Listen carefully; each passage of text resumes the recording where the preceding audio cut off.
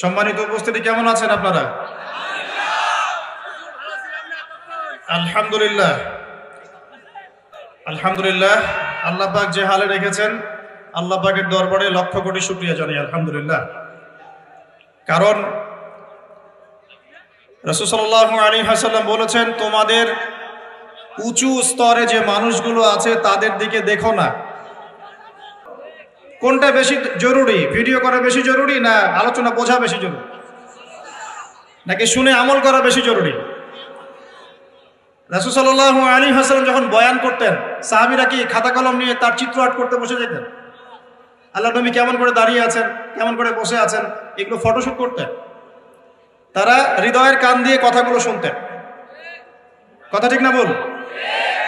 তো আমরা যদি চাই আজকের মাহফিল সফল হোক, তাহলে একটা বিষয়ভিত্তিক সুন্দর আলোচনা করতে হবে ইনশাআল্লাহ।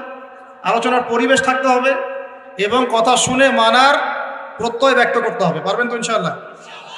তাহলে এই ডিভাইসগুলো আপাতত বন্ধ রাখেন। এই ডিভাইসগুলো আমাদের মাথাটা নষ্ট করে ফেলছে। সবকিছু ডিভাইস কেন্দ্রিক হয়ে গেছে। বাচ্চা মাঝখানে ঘুমায়, স্বামী একদিকে মুখ করে ফোন টিপে, স্ত্রী আরেকদিকে মুখ করে ফোন টিপে। এই না এখন বর্তমান যুগটা এমন না? খাবার টেবিলে বসেছি, মা খাচ্ছে নিজে ফোন টিপছে, আমি খাচ্ছি আমি ফোন টিপছি। এমন না বিষয়গুলো এখন? মেয়ে নিজের ফোন নিজে টেপে, বাবা নিজের ফোন নিজে টেপে। এই যন্ত্রটা আমাদের মাথাটাকে আনকালচার্ড করে ফেলেছে, অসামাজিক করে ফেলেছে। এটা খুব একটা স্মার্টফোন না, আমরা নাম দিচ্ছি স্মার্ট, আসলে ফোনটা খুব একটা স্মার্ট না। এর অধিক ব্যবহারে এর প্রতি আসক্তি তৈরি হয়, মাদকের মতো আসক্তি তৈরি হয়। তখন সে বাস্তবতা আর এই ভার্চুয়াল লাইফের পার্থক্য বুঝতে পারে না, বাস্তব কোনটা আর ভার্চুয়াল লাইফ কোনটা। দেখবেন কিছু একটা কিনেছে, ঈদে কিছু কিনেছে, মানুষকে না দেখানো পর্যন্ত শান্তি হচ্ছে না। ঈদে বাসায় কিছু রান্না বান্না করেছেন, মানুষকে না জানানো পর্যন্ত আপনার ঘুম হচ্ছে না। একজন আলেমকেও দেখলাম সেদিন, যে সে পোস্ট করেছে একটা, যে ঈদে আমি 3টা কাপড় হাদিয়া পেয়েছি, ঈদের দিন এইটা পরেছি, ঈদের পরের দিন এইটা পরেছি, তারপরের দিন এইটা পরেছি। এটা মানুষকে জানানোর কি দরকার আছে? আমরা জিজ্ঞেস করেছি আপনি কয়টা কাপড় হাদিয়া পেয়েছে? কেউ কি জিজ্ঞাসা করেছে? নিজেই আমরা প্রাইভেট লাইফের খবরগুলো পাবলিক করে ফেলছি এই স্মার্টফোনের কারণে, এডিকশনের কারণে। এতে করে একটা মারাত্মক ক্ষতি হয়েছে। ক্ষতিটা হলো ঠান্ডা মাথায় চিন্তা করার যে ক্ষমতা, এটা নষ্ট হয়ে যাচ্ছে দিন দিন। ঠান্ডা মাথায় চিন্তা করে একটা সুস্থ সিদ্ধান্ত নেওয়ার যে ক্ষমতা আল্লাহ দিয়েছেন না, এটা নষ্ট হয়ে যাচ্ছে দিন দিন এই ফোনের কারণে। আর এই ফিতনা থেকে কেউই মুক্ত না এখন, আলেম জালেম সবার মধ্যে ফিতনা চলছে। একজন আলেম ধরেন একটা ওয়াজ করলো, মনে করেন আমি একটা ওয়াজ করলাম, এখন আমার কি খুব জরুরি যে দেশের মানুষকে জানাতে হবে আজকে 1.5 ঘন্টা আলোচনা করেছি, আল্লাহ আমার দিনের পথের পথ চলা কবুল করো, জানানো খুব জরুরি? এটা আমার তো সেজদায় বলার কথা, এটা আমার নামাজে বলার কথা, আল্লাহর কাছে হাত তুলে বলার কথা, আল্লাহ আজকে আমি 1.5 ঘন্টা কথা বলেছি, দিনের পথের এই পথ চল আল্লাহ তুমি কবুল করো, নাকি? মানুষকে বলার কথা। সব ক্ষেত্রেই শো অফ এবং এই যে আই ওয়াশ, শোডাউন চলছে, এর পিছনে স্মার্টফোনের একটা ভূমিকা আছে। আপনারা এত ফোন নিয়ে ব্যস্ত হবেন না। যে কথাগুলো এখানে আলোচনা হবে ইনশাআল্লাহ দিলের কান দিয়ে শোনার চেষ্টা করি, আল্লাহ পাক তৌফিক দান করুন। আর ইয়াং জেনারেশনের তো ফোন ছাড়া চলেই না, ফোন ছাড়া কোনো গতি নাই। একটা জিনিসকে নিজের সঙ্গী বানিয়ে নেন। আজকের ওয়াজ শুরু করছি এই নসিহত দিয়ে। একটা জিনিসকে নিজের সঙ্গী বানিয়ে নেন, জীবনটা সুন্দর হবে ইনশাআল্লাহ তাআলা। বলে দিব কি? আল কোরআন। নাম শুনেছেন কিনা? চোখে দেখেছেন কিনা? রমজান মাসে খতম দিয়েছেন? একটু হাত উঁচু করেন দেখি, রমজান মাসে কারা কারা কোরআন খতম দিয়েছেন? মাশাআল্লাহ। বলেন তো আল কোরআনের আলো ঘরে ঘরে জ্বলবে কিনা? জ্বলবে? কখনো না। জনগণের অবস্থা যদি এমন হয় তাহলে কখনোই আল কোরআনের আলো ঘরে ঘরে জ্বলবে না। যেদিন প্রত্যেকটা হাত উঁচু হবে সেদিন জ্বলবে ইনশাআল্লাহ। শুধু এইসব বড় বড় স্লোগান দিয়ে লাভ হয় না, আই ওয়াশ শোডাউন করে লাভ হয় না। আমার দলে এত মানুষ, আমার সংগঠনে এত মানুষ, আমারটাই হক, আমারটাই চূড়ান্ত হক, এইসব করে লাভ হয় না। মানুষের ভিতরের ব্যক্তি পর্যায় থেকে শুরু করে সামাজিক পর্যায় পর্যন্ত যখন ঘরে ঘরে কোরআন হাদিসের চর্চা হবে, তখন বুঝবেন যে ইনশাআল্লাহ সমাজ পরিবর্তন হচ্ছে। শুধু আইওয়া শোডাউন দিয়ে আর একদিনের মাহফিল দিয়ে ভাই কিচ্ছু হবে না। কথা কি খারাপ লাগছে? কিছু কথা আমার খারাপ লাগতে পারে, তবে আজকে থেকে 10 বছর পরে হলেও এর ফল বুঝবেন ইনশাআল্লাহ। কারণ প্রথম প্রথম কিছু কথা বললে মানুষ গালি দেয়। যেমন 5 বছর আগে ইলেকট্রনিক মানি নিয়ে কথা বলেছিলাম, পেপার মানি নিয়ে কথা বলেছিলাম, মানুষ খুব গালি দিয়েছে। তো এখন তারাই বলছে আসলে উনি ঠিকই বলেছেন, ঠিকই বলেছেন। সাদাকাতুল ফিতর দিয়েছেন না আপনারা? সাদাকাতুল ফিতর, কেউ চাল দিয়েছেন, কেউ কিশমিশ দিয়েছেন, কেউ খেজুর দিয়েছেন না, আবার কেউ টাকা দিয়েছেন, এই তো, তাই না? এটা নিয়ে একটা দ্বন্দ্ব দেখলাম অনলাইনে যে আসলে কোনটা দিবে। কিছু মানুষ এইটা বুঝতে পারছে যে হ্যাঁ, এটা নবীজি খাদ্যদ্রব্য দিয়েছেন, আমাকেও তাই দেওয়া উচিত, আমি একদম বিশুদ্ধ সুন্নতের উপর আমল করবো, এটা বুঝতে পারছে। কিন্তু নবী সাল্লাল্লাহু আলাইহি ওয়াসাল্লাম যে দিনার আর দিরহাম কারেন্সি হিসেবে ইউজ করেছেন ওটা বুঝতে পারছেন। কথা বুঝতে পারছেন কিনা? ওই জায়গায় ধরতে পারছেন না। এখন ওইটা কিন্তু অর্থনৈতিক সুন্নত। ওটা কি সুন্নত? ওটা কিন্তু অর্থনৈতিক সুন্নত, কারণ ওর মধ্য দিয়ে মুদ্রা এবং অর্থের মান কমে যায় না, বরং একটা জায়গায় স্থিতিশীল থাকে। কিন্তু আমাদের এই বিশ্ব যে কারেন্সিগুলো দিয়েছে এগুলোতে মুদ্রার মান সীমাবদ্ধ থাকে না, কমে যায়। কমে যায় কিনা? 10 লাখ টাকা এখন রেখে দেন আপনার সিন্ধুকের মধ্যে, 5 বছর পর কি 10 লাখ টাকার মান 10 লাখ টাকা থাকবে? কিন্তু 10 লাখ টাকার গোল্ড আপনার কাছে আছে মনে করেন, 10 বছর পর এর মান বাড়বে না কমবে? এই জন্য আল্লাহ পাক কারেন্সি দিয়েছেন দিনার এবং দিরহাম, যেটা পৃথিবী থেকে উঠে গেছে। এখন পৃথিবী থেকে মনে করেন অনেক কিছু উঠে গেছে। ইসলামিক খেলাফত ছিল এক সময়, শব্দটা কি জানেন? এটা কি? আল্লাহ পাকের জমিনে আল্লাহর শাসন, এটা হলো খেলাফত। আল্লাহ পাকের জমিনে কার শাসন? নাকি আল্লাহর জমিনে চলবে শয়তানের শাসন? কোনটা? জমিন আল্লাহর, মানুষ আল্লাহর সৃষ্টি, সমাজ আল্লাহর সৃষ্টি, শাসন চলবে আল্লাহ, সিম্পল। আল্লাহ পাকের জমিনে আল্লাহর শাসন মানে খেলাফা। আর সারা বিশ্বের কোথাও আপনি ইসলামী খেলাফা পাচ্ছেন না। তাই বলে কি খেলাফার কনসেপ্ট উঠে গেছে?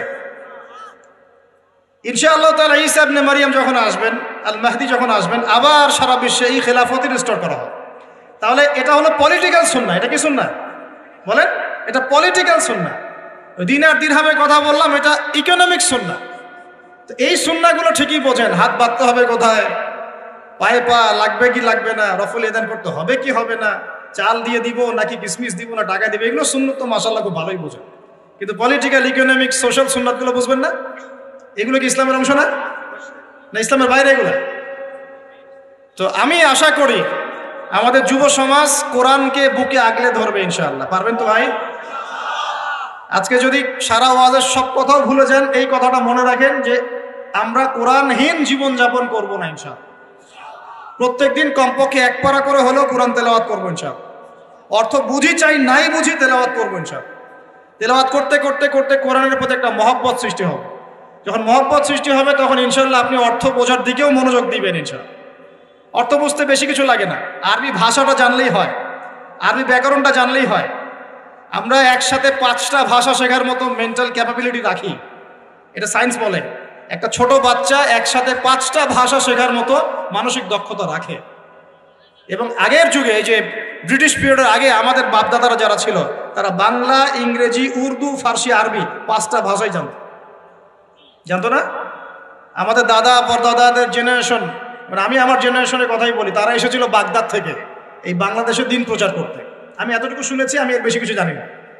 আমি আমার বাবা দাদাদের কাছে শুনেছি তারা এসেছে বাগদাদ থেকে এই ভারতীয় উপমহাদেশে দিন প্রচার করতে। তারা 5টা ল্যাঙ্গুয়েজ জানত, বাংলা, ইংরেজি, উর্দু, ফার্সি এবং একটা কি আরবি। তো আমরা যদি এতগুলো ভাষা জানার মতো দক্ষতা রাখতে পারি, কোরআনের ভাষা আরবি শিখতে পারবো না ভাই?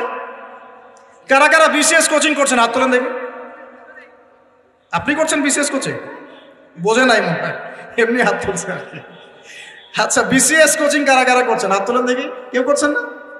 এটা 1 ভাই আছে, 2 ভাই আছে। মাস্টার্সে কারা কারা পড়ছেন হাত তোলেন দেখি। তো মাশাআল্লাহ। আইএলটিএস করেছেন কারা কারা? আইএলটিএস করেছেন কারা কারা ইংরেজিতে? আচ্ছা, কম্পিউটারের উপর কোর্স করেছেন কারা? 3 মাস 4 মাস? মাশাআল্লাহ। তো যুব উন্নয়ন প্রশিক্ষণ নিয়েছেন কারা কারা? এই যে কোর্সগুলো আপনি করেছেন 6 মাস, 1 বছর, 2 বছর, এগুলোর জন্য আপনি মেহনত করেন নাই? কথা বলেন। সকালবেলা ভোরবেলা উঠেছেন ঘুম থেকে, খেয়ে না খেয়ে পড়তে বসেছেন, আবার ইউনিভার্সিটি গিয়েছেন, আবার ক্লাস করেছেন, আবার দুপুরে খেয়ে না খেয়ে পড়তে বসেছেন, রাত্রেবেলা দেরি করে ঘুমিয়েছেন, এগুলো করেন নাই? এখন আল্লাহ পাকের নাজিল করা কিতাব আল কোরআন, এইটা শেখার জন্য একটা বছর আরবি শিখতে পারবেন না ভাই? কথা বলেন, আরে নিয়াত তো করেন। আল্লাহ পাকের রহমত এত বেশি, আল্লাহ পাকের রহমত এত বেশি, বান্দা যখন কোনো ভালো কাজে নিয়াত করে সাথে সাথে নেকি লিখে দেওয়া হয়। জোরে বলেন সুবহানাল্লাহ। যুবকদের গলায় সাউন্ড নাই কেন? এখন তো কনসার্ট হলে চিল্লাচিল্লি করতে দেখি। হ্যাঁ, কনসার্ট মানে তো মাদকতা। দেখো না, এখন নিজে মাদক খেয়ে স্টেজে উঠবে আর বলবে মাদক বিরোধী কনসার্ট।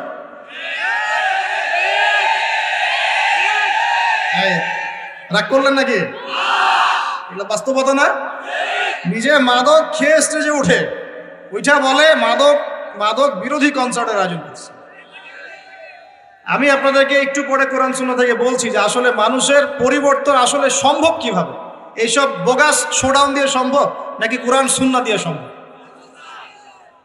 তো এই যে ভাইরা যারা 6 মাস 1 বছর 2 বছর কোর্স করছেন, পড়াশোনা করছেন, আল্লাহর কালাম শেখার জন্য কোরআনের ভাষাটা শিখতে পারবেন কিনা একটু নিয়াত করেন আমার সাথে। আগামী রমজান আসার আগেই আল কোরআন তেলাওয়াত করা শিখবেন ইনশাআল্লাহ। একদম মদ মাখরাজ তাজবিদের সাথে বিশুদ্ধ করে কোরআন তেলাওয়াত করা শিখবেন ইনশাআল্লাহ। রাজি আছেন? মাত্র 3 মাসের মধ্যে মানুষ কোরআন শিখতে পারে। মাত্র কয় মাস? 3 মাসের মধ্যে মানুষ কোরআন শিখতে পারে, এটা সম্ভব। আর যদি আপনি 2 বছর 2.5 বছর 3 বছর সময় দেন আরবি ভাষার পিছনে, ব্যাকরণের পিছনে, ইনশাআল্লাহ তাআলা আপনি কোরআনের অর্থ করতে পারবেন ইনশাআল্লাহ। কোরআন পড়বেন, অর্থটাও বুঝতে পারবেন ইনশাআল্লাহ। আমরা বহুত দিন নামাজ পড়েছি, নামাজে আমরা 5 ওয়াক্ত নামাজে কোরআন তেলাওয়াত করি, তারাবির নামাজে কোরআন তেলাওয়াত করি। আমাকে একটু বলেন তো সততার সাথে কয়দিন আপনার চোখ দিয়ে পানি পড়েছে? বলেন 10 দিন কান্নাকাটি করেছেন কারা কারা? একদিন, অন্তত একদিন কোরআন শুনে কান্নাকাটি করেছেন কারা কারা? আলহামদুলিল্লাহ, হাত নামা। দেখেন আমরা কোরআন পড়েও কেন চোখ দিয়ে পানি বের হয় না? কারণ কোরআনের যে অর্থ, যে মানে ব্যাখ্যা, ইন্টারপ্রিটেশন এবং কোরআনের যে ভিতরের অন্তর্নিহিত নিগুড় একটা রহস্য, এইটা আমাদের কলিজার মধ্যে পতিত হয় না। কেন হয় না? কারণ আমি তো ভাষাটা জানি না, আমি তো ভাষা জানি না। আপনার সন্তান বা বাবা মা অসুস্থ মনে করেন, কথার কথা আল্লাহ না করুক, তো এখন আপনি অজু করে 2 রাকাত নামাজ পড়ে আল্লাহর কাছে দোয়া করছেন যে আল্লাহ আমার বাবা অসুস্থ, আমার মা অসুস্থ, আমার সন্তান অসুস্থ, আল্লাহ তুমি তাকে শেফায়ে কামেলা দান করো, বলে আমিন। এই কথাটা বলার সময় কি আপনার মনের মধ্যে কোনো আবেগ কাজ করে কি করে না? করে না? চোখ দিয়ে কখনো কখনো পানি বের হয় কি হয় না? অনেকের মা মারা গেছেন, বাবা মারা গেছেন না, তার কবরের সামনে গিয়ে দাঁড়ান, হাত তুলে দোয়া করেন, আপনার মন থেকে কি একটা ফিলিংস আসে কি আসে না? চোখ দিয়ে পানি বের হয় কি হয় না? তাহলে আল্লাহ পাকের কালাম কোরআন পড়ে কেন আমাদের চোখ দিয়ে পানি ঝরছে না? উত্তর কি? উত্তর হচ্ছে কোরআন পড়ে বোঝার মতো আবেগ আপনার অন্তরে তৈরি হচ্ছে না। এখন কেন তৈরি হচ্ছে না? উত্তর কি? কারণ আপনি আমি সেই ভাষাটা বুঝি না। কথা কি বুঝতে পারছেন যুবক ভাই? লেকচারগুলো আমার মূলত যুবকদের জন্যই, কারণ বৃদ্ধদেরকে দিয়ে খুব বেশি খেদমত আর হবে না মনে হচ্ছে। হবে? হ্যাঁ, আন্ডারস্টিমেট করি নাই।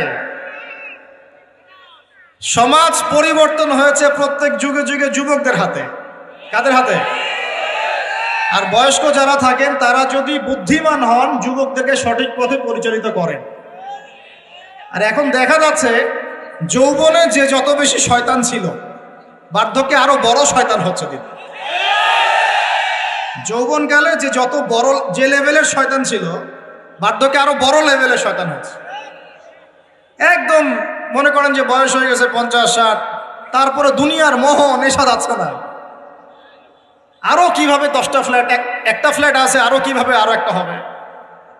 হ্যাঁ, 10 বিঘা জমি আছে, আরো কেমনে 5 বিঘা হবে। এই ব্যবসার এই অবস্থা আরো কেমনে বেশি হয়। সারাদিন দুনিয়া দুনিয়া দুনিয়া নিয়ে। দুনিয়াদার ব্যক্তিদের হাতে কি সমাজ ইসলামিক বিপ্লব হয়? দুনিয়াদার মানুষদের হাত দিয়ে কি ইসলামের বিপ্লব হয়েছে?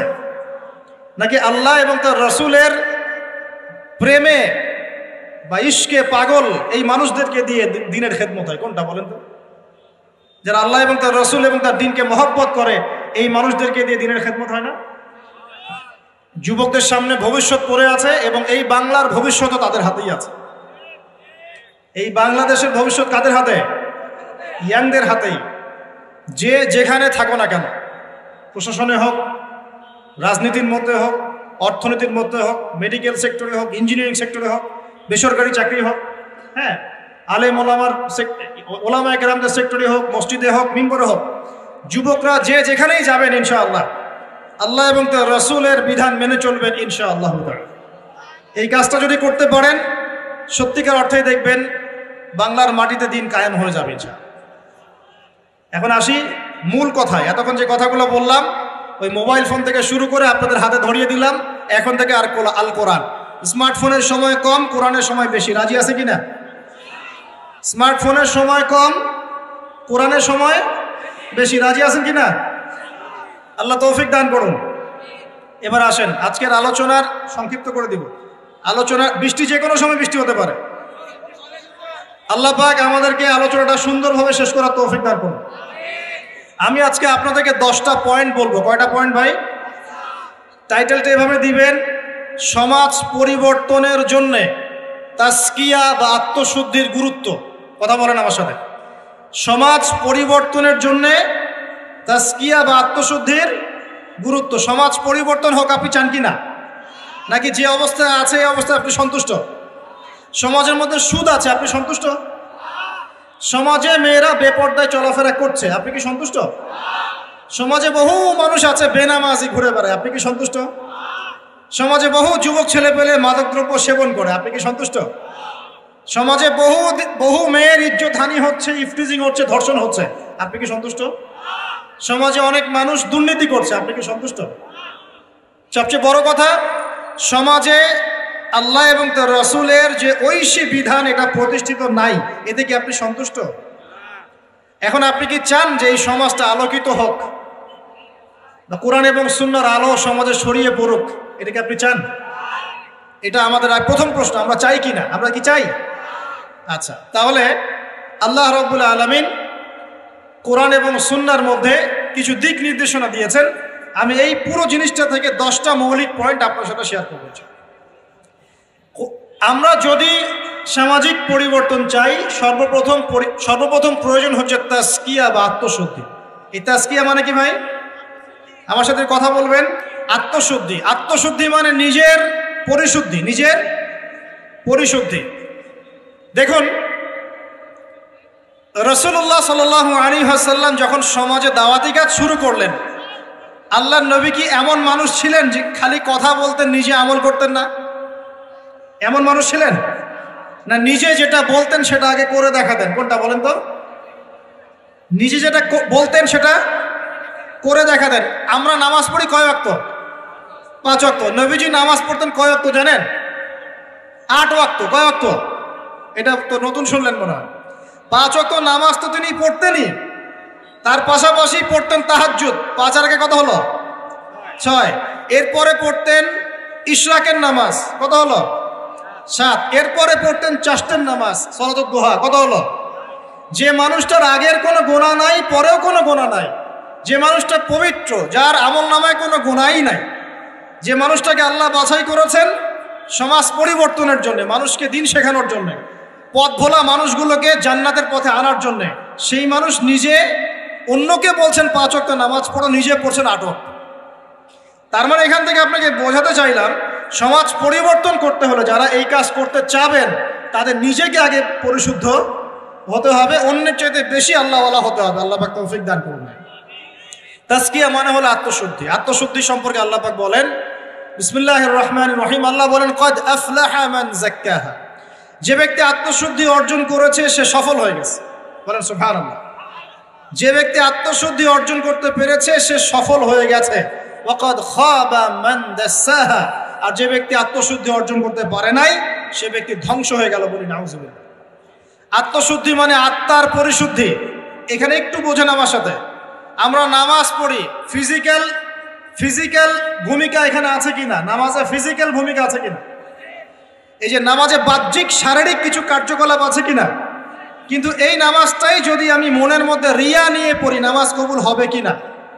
কথা বলেন। আচ্ছা, তার মানে নামাজ পড়ার সাথে সাথে অন্তরের পরিশুদ্ধিও দরকার আছে।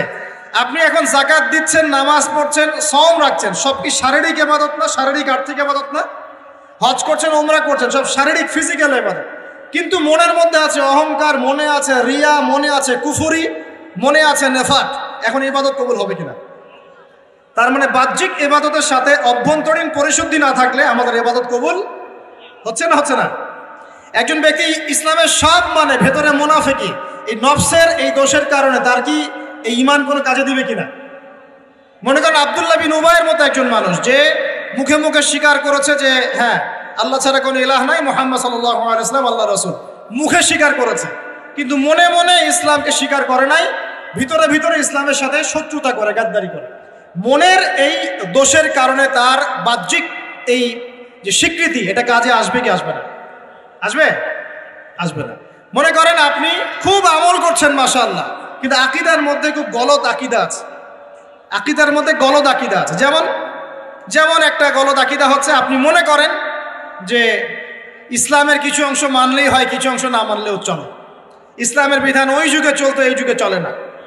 ইসলামের কিছু বিধান আছে যেগুলো এখন পালন করা যায় না, আগে যেত। আকীদায় গলদ। কেউ যদি মনে করে যে তাকদীর বা ভাগ্য বলতে কিচ্ছু নাই, আমি যা করব তাই পাবো। কেউ যদি মনে করে যে আল্লাহ রাব্বুল আলামিনের জাত এবং সিফতগুলো এগুলা মানার দরকার নাই, শুধু আল্লাহকে রব হিসেবে মানলেই হয়, মানে এরকম অনেক গলদ আকীদা আছে, কিন্তু এটা নিয়ে আলাদা লেকচার দেওয়া যায়। তো এখন ইবাদতের আমল সে করছে ঠিকই, কিন্তু আকীদার মধ্যে গলদ বিশ্বাস আছে, এখন তার ইবাদত কবুল হবে কিনা? কথা বলেন, হবে না। একজন ব্যক্তি মনে করেন সুন্নতের উপর আমল করছে, কিন্তু মুহাম্মদ সাল্লাল্লাহু আলাইহি ওয়াসাল্লামের শানে এবং তার অবমাননায় তার অন্তর কলিজা কাঁপে না। কথা বুঝতে পারছেন কি? সুন্নাহর উপর আমল করছে ঠিকই, কিন্তু মুহাম্মদ সাল্লাল্লাহু আলাইহি ওয়াসাল্লামের মহব্বত, ভালোবাসা তার ভিতরে নাই, ইবাদত কবুল কতটুকু হবে চিন্তা করেন। এই যে ভিতরের বিষয়গুলা, অন্তরের সাথে সম্পৃক্ত বিষয়, ভিতরের আকীদা, ভিতরের মহব্বত, আল্লাহর প্রতি ভয়, আল্লাহর প্রতি একটা ইহসান, মনটাকে রিয়া মুক্ত করা, অহংকার মুক্ত করা, হ্যাঁ, অন্যের প্রতি বিদ্বেষ মুক্ত করা, তারপরে কুফর নেফাক এগুলো মুক্ত করা, এই যে অন্তরের সাথে সম্পৃক্ত বিষয়গুলোই এই তাজকিয়া বা আত্মশুদ্ধির মৌলিক বিষয়। আমার কথা কি বুঝতে পারছেন? এখন কিভাবে এটাকে পরিশুদ্ধ করব? বিশ্বাস করেন, ভিতরটা যদি পবিত্র থাকে, বাহিরের ইবাদত অল্প হলেও জান্নাতে যাবেন ইনশাআল্লাহ। ভিতরের বিষয় যদি পবিত্র থাকে, বাহিরের আমল যদি কমও হয়, ইনশাআল্লাহ আপনি জান্নাতে যাবেন। বিশ্বাস করছেন না? এক ব্যক্তির কথা শোনাই তাহলে বুঝবেন। এক ব্যক্তি বনু ইসরাইলের, সে এত বেশি পাপ করেছিল যে তার সন্তানদেরকে বলেছে আমার মৃত্যুর পরে আমার লাশটাকে পুড়িয়ে ফেলবে, ছাইগুলো অর্ধেক বাতাসে ভাসিয়ে দিবে, অর্ধেক ছাই সমুদ্রে ভাসিয়ে দিবে। ঠিক আছে, এটা তো হাদিস আপনারা জানেন, ওলামায়ে কেরাম যারা আছে। এখন সন্তানরা তাই করেছিল। আল্লাহ পাক তাকে আবার জীবিত করে বলেছেন যে কেন এই কাজ করেছিল? সে বলেছে মিন খাশিয়াতিকা ইয়া রাব্বি, আল্লাহ তোমার ভয়ে কাজ করেছি। ওয়া আনতা আ'লামু মিন্নি, আপনি আমার চেয়ে ভালো জানেন যে আমি আপনার ভয়ে করেছি না অন্য কোনো কারণে করেছি। তো আল্লাহ পাকের ভয়ে সে এমন একটা কাজ করেছে যে কাজটা কিন্তু মনে হচ্ছে কুফরি, কারণ সে মনে করছে আল্লাহ তাকে আবার পুনরুত্থিত করতে পারবে না, তাই সন্তানদেরকে বলছে আমাকে পুড়িয়ে ছাইটাই ভাসিয়ে দিস। আল্লাহ পাক বলছেন কেন করেছো? সে বলছে তোমার ভয়ে, আল্লাহ তোমার ভয় করেছে। আল্লাহ পাক তাকে বললেন তুমি যদি আমার ভয়েই করে থাকো, আর হ্যাঁ তুমি আমার ভয়েই করেছিলে, আজকে আমি তোমাকে মাফ করে দিলাম, যাও। সেই ব্যক্তি বলেছিল আমার চেয়ে বড় পাপ কেউ করে নাই, আল্লাহ যদি আমাকে ধরতে পারে তাহলে খবর আছে। তার মানে তার ধারণা আল্লাহ তাকে ধরতে পারবে না, এটা কিন্তু কুফরি আকীদা। তারপরে আল্লাহ পাক তাকে কিন্তু মাফ করলেন। কেন? সে বলছে আল্লাহ আমি শুধু আপনার ভয়েই কাজটা করেছি, আর আপনি খুব ভালোই জানেন আমি আপনার ভয় করেছি। কিন্তু এই যে ভিতরের পরিশুদ্ধতার কারণে আল্লাহ বাইরের গুনাহটা মাফ করে দেবে। আমার কথা মানে বুঝতে পারছেন? মানে ভিতর যদি পরিষ্কার হয়, পরিচ্ছন্ন হয় এবং আকীদা ঠিক থাকে, তাজকিয়া ঠিক থাকে, আমল অল্প হলেও ইনশাআল্লাহ জান্নাতে যাবো ইনশাআল্লাহ। খুশি হন নাই? তা একবার বলেন সুবহানাল্লাহ। এবার আসেন কিভাবে এটা অর্জন করতে পারি। এক নাম্বার, তাজকিয়া বা আত্মশুদ্ধি অর্জনের প্রথম কাজ হচ্ছে, সর্বপ্রথম কাজ সেটা হলো নিজেকে নিয়ে ফিকির করবেন, অন্যের ফিকির বাদ দিবেন। কি বললাম ভাই? নিজেকে নিয়ে ফিকির করবেন, অন্যের ফিকির আপাতত বাদ দিবেন। আজকে থেকে আগে ফিকির হবে কাকে নিয়ে? নিজেকে নিয়ে। আমি দলিল দিচ্ছি, এমনি কথা বলছি না। আল্লাহ পাক বলছেন সূরা মাইদা আয়াত নাম্বার 105, সূরা মাইদা আয়াত নাম্বার 105, আল্লাহ পাক বলছেন ইয়া আইয়ুহাল্লাযীনা আমানু, হে মুমিনগণ, আলাইকুম আনফুসাকুম লা ইয়াদুররু মান দাল্লা ইন ইহতাদাইতুম ইলাল্লাহি মারজিউকুম জামিআন ফায়ুনাব্বিউকুম বিমা কুনতুম তা'মালুন। আল্লাহ পাক বলেন হে মুমিনগণ, হে তোমরা যারা ঈমান এনেছো, আলাইকুম আনফুসাকুম, আগে তোমরা নিজেরা নিজেদের নফসের খবর নাও। কি বলেন আল্লাহ পাক? নিজেরা নিজেদের নফসের খবর নাও। লা ইয়াদুররু মান দাল্লা ইন ইহতাদাইতুম, কেউ যদি পথভ্রষ্ট হয়ে যায় এতে তোমার কোনো ক্ষতি নাই, আগে নিজের খবর নাও, নিজের নফসের খবর। তাহলে প্রথম কাজ কি ভাই? আমার সাথে বলেন। এবার নিজের নফসের একটু খবর নেই ভাই, আমার সাথে বলেন দেখি, কার কার বয়স এখানে 20 বছর ক্রস করেছে? হাত তোলেন, হাত নামান। এবার কার কার বয়স 30 বছর ক্রস করেছে? কার কার বয়স 40-50 ক্রস করেছে? আচ্ছা, এবার হাত নামান। এবার আজকে বাসায় গিয়ে ঠান্ডা মাথায় আমার এই কথাটা শুনবেন। জাদনান ভাই ঢাকা থেকে 6 ঘন্টা জার্নি করে আসছিল, আইসা আমার এই কথাটা বইলা গেছে। কি বলছে? এই যে 30 বছর, 20 বছর, 40-50 বছর আপনার জীবন থেকে চলে গেছে, একটু চোখ বন্ধ করে আজকে বাসায় গিয়ে আপনি চিন্তা করবেন নিজের নফসের খবর কিভাবে নেবেন সেটা বলছি। চিন্তা করবেন যে এই 40 বছরে, 30 বছরে আপনি 30 দিন জামাতের সাথে নামাজ পড়েছেন কিনা। মন খারাপ করলেন? আত্মশুদ্ধি এবং আত্মসমালোচনা এভাবেই করতে হয়। চিন্তা করবেন 30টা রোজা যে আমার জীবনে চলে গেল, আমি সব বছর প্রত্যেকটা রোজা রেখেছিলাম কি না। চিন্তা করবেন এই 30 বছরে আপনি, বেশি না ভাই, 30টা সূরা পড়েছেন কিনা, 30 দিন কোরআন নিয়ে বসেছেন কিনা, 30টা আয়াত আপনি মুখস্থ করেছেন কিনা। 30টা আয়াত, মাত্র 30টা আয়াত, যেমন আলহামদুলিল্লাহি রাব্বিল আলামিন, আর রহমানির রহিম, মালিকি ইয়াউমিদ্দিন, এভাবে 30টা আয়াত আপনি মুখস্থ করেছেন কিনা, মাত্র 30টা।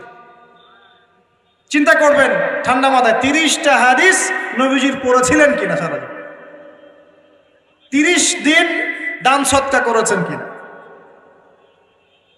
মানুষকে সৎ কাজে আদেশ করেছেন কিনা, একটু আল্লাহর রাস্তায় সময় দিয়েছিলেন কিনা, মানুষকে অসৎ কাজে বাধা দিয়েছিলেন কিনা, দিন প্রচারের জন্য কিছু একটা করেছিলেন কিনা, একটা বই লিখেছিলেন কিনা, একটা লেকচার দিয়েছিলেন কিনা, মিম্বরে দাঁড়িয়ে একটা খুতবা দিয়েছিলেন কিনা, একটা হালাকায় বসে মানুষকে কিছু ভালো নসিহত করেছিলেন কিনা, মিসকিনকে খাইয়েছিলেন কিনা, এতিমখানায় 30টা টাকা দান করেছিলেন কিনা, মসজিদ মাদ্রাসায় দিনের খেদমতের জন্য কিছু করেছিলেন কিনা। এই ফিকিরটা ভাই করা যাবে কি বাসায় গিয়ে? আমি জানি হয়তোবা, আল্লাহ না করুক, কিন্তু হয়তোবা বেশিরভাগ মানুষের উত্তর আসবে কি হ্যাঁ না না। এখন আমাকে বলেন সমাজ পরিবর্তন হবে কিভাবে বলেন? এই মানুষগুলোকে দিয়ে, এই অবস্থার এই মানুষগুলোকে দিয়ে? আপনার তাই মনে হয়? দেখেন ভাই, একটা কথা আমি আপনাকে বলে যাই, যে আমরা জীবন পেয়েছি একটা, কয়টা ভাই? এরপর কোনো চান্স আসবে না। কথা সত্য না? এবং আমরা থাকতে চাই জান্নাতে। কোথায়? আমরা কোথায় যেতে চাই ভাই? এবার একটু আমার সাথে বলেন দেখি, সত্যি কি আপনার মনে হয়, সত্যি কি আমার আপনার মনে হয় যেভাবে জীবন যাপন করছি আমরা, এতে আমরা জান্নাতে যাব? অনেস্টলি কি আপনি বুকে হাত দিয়ে বলেন তো, আপনার কি সত্যি মনে হয় এই জীবন যাপনের মধ্য দিয়ে আমরা সত্যি জান্নাতে যেতে পারবো? ছেলেপেলে কিশোর গ্যাংয়ে যোগ দিচ্ছে, ছেলেপেলে টিকটক প্রজন্ম হয়ে গেছে, ছেলেপেলে মেয়েদের পিছনে আড্ডাবাজি করে টাঙ্কি মেরে বেড়ায়, ছেলেপেলে মেয়েদের সাথে ওপেনে জেনা করছে, মেয়েরাও জেনা করছে। কিছু কিছু বদ মেয়ের স্বভাব এমন, সে চাচ্ছে যেন তার সাথে জেনা করা হোক। চুল খুলে নগ্ন হয়ে রাস্তাঘাটে ঘুরে বেড়াচ্ছে। বাড়ির মেয়েরা পর্দা করছে না, মা পর্দা করছে না, বোন পর্দা করছে না, স্ত্রী পর্দা করছে না। দিব্যি বাসায় সুদের টাকা ঢুকছে, হারামের টাকা ঢুকছে, দুর্নীতির টাকা ঢুকছে, ঘুষের টাকা ঢুকছে। সত্যি মনে হয় যে এইভাবে আমল করে আমরা জান্নাতে যেতে পারবো? অথচ আল্লাহ সৃষ্টি করেছেন আমাদেরকে তার ইবাদত করার জন্য। এই দুনিয়ার জীবনে সংক্ষিপ্ত হায়াত দিয়েছেন, মৌতের পর হয় জান্নাত, তাহলে জাহান্নাম, আর কোনো বিকল্প অপশন নাই। তাহলে ভাই আত্মশুদ্ধির দরকার নাই? তাহলে আজকে বাসায় গিয়ে এই ফিকিরটা করা যাবে, আমিও করবো ইনশাল্লাহ, আপনিও করেন। আমি নিজেও করবো ইনশাল্লাহ, আপনিও করবেন, যে এই 30-40 বছর আমরা করলামটা কি। পারা যাবে ইনশাল্লাহ ভাই? এই চিন্তা যদি আপনার রাতের ঘুমটা আজকে হারাম করে ফেলায়, কালকে থেকে ইনশাল্লাহ এই ছেলেগুলোকে দিয়ে সমাজ সংস্কার হবে, ইসলাম প্রতিষ্ঠা হবে ইনশাআল্লাহ। কি যুবক ভাইরা, হবে না ইনশাআল্লাহ? আল্লাহ পাক কবুল করুন, বলি আমিন। 1 নাম্বার, নিজের চরকায় তেল দেওয়া। অন্যের কথা পরে কে কি করে, নামাজ পড়ে কিনা, কে কি বলে লেকচারে, কার কি সমালোচনা করা যায়, সব বাদ। আগে নিজের চিন্তা করব। আলাইকুম আনফুসাকুম, নিজের নফসের খবর নাও, বাস। এখন দেখলাম নিজের নফসের খবর ভালো না, তাহলে কি করণীয়? করণীয় হচ্ছে এই ফজরের ওয়াক্ত থেকে শুরু হবে। কালকের অপেক্ষা করব না, ফজরের ওয়াক্ত থেকে শুরু হবে। আমরা উঠবো তাহাজ্জুদে ইনশাআল্লাহ, রাজি আছি? সুন্দর মতো ওযু করবো ইনশাআল্লাহ। ওযু করে কমপক্ষে 2 রাকাত নামাজ পড়বো ইনশাআল্লাহ। পরে আল্লাহর কাছে চোখের পানি ছেড়ে দিব, দিয়ে বলবো, আল্লাহ সারা জীবন যা করেছি আল্লাহ তুমি মাফ করে দাও। কি আমিন বলেন?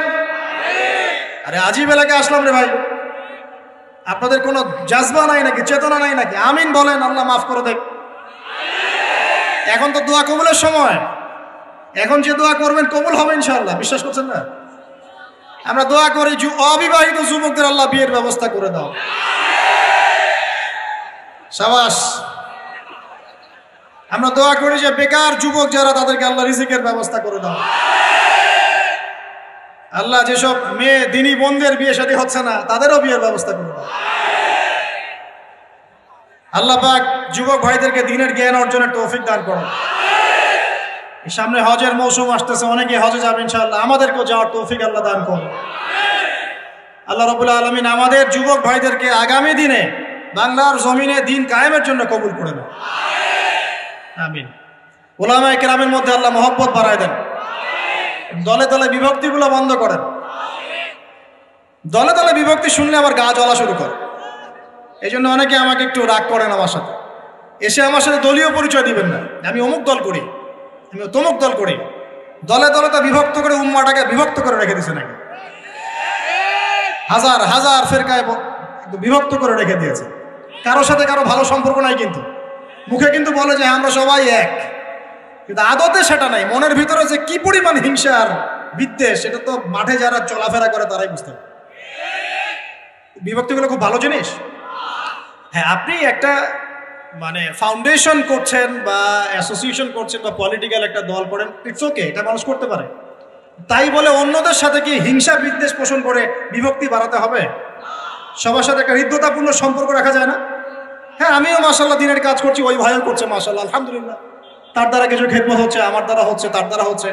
ইনশাআল্লাহ একদিন যখন আল্লাহ পাকের পক্ষ থেকে মনোনীত কোনো নেতা আসবে, তখন সবাইকে ঐক্যবদ্ধ করবেন ইনশাআল্লাহ। আল্লাহ পাক সেই নেতৃত্ব নিয়ে আসুন, বলি আমিন। দোয়া করা যায় না?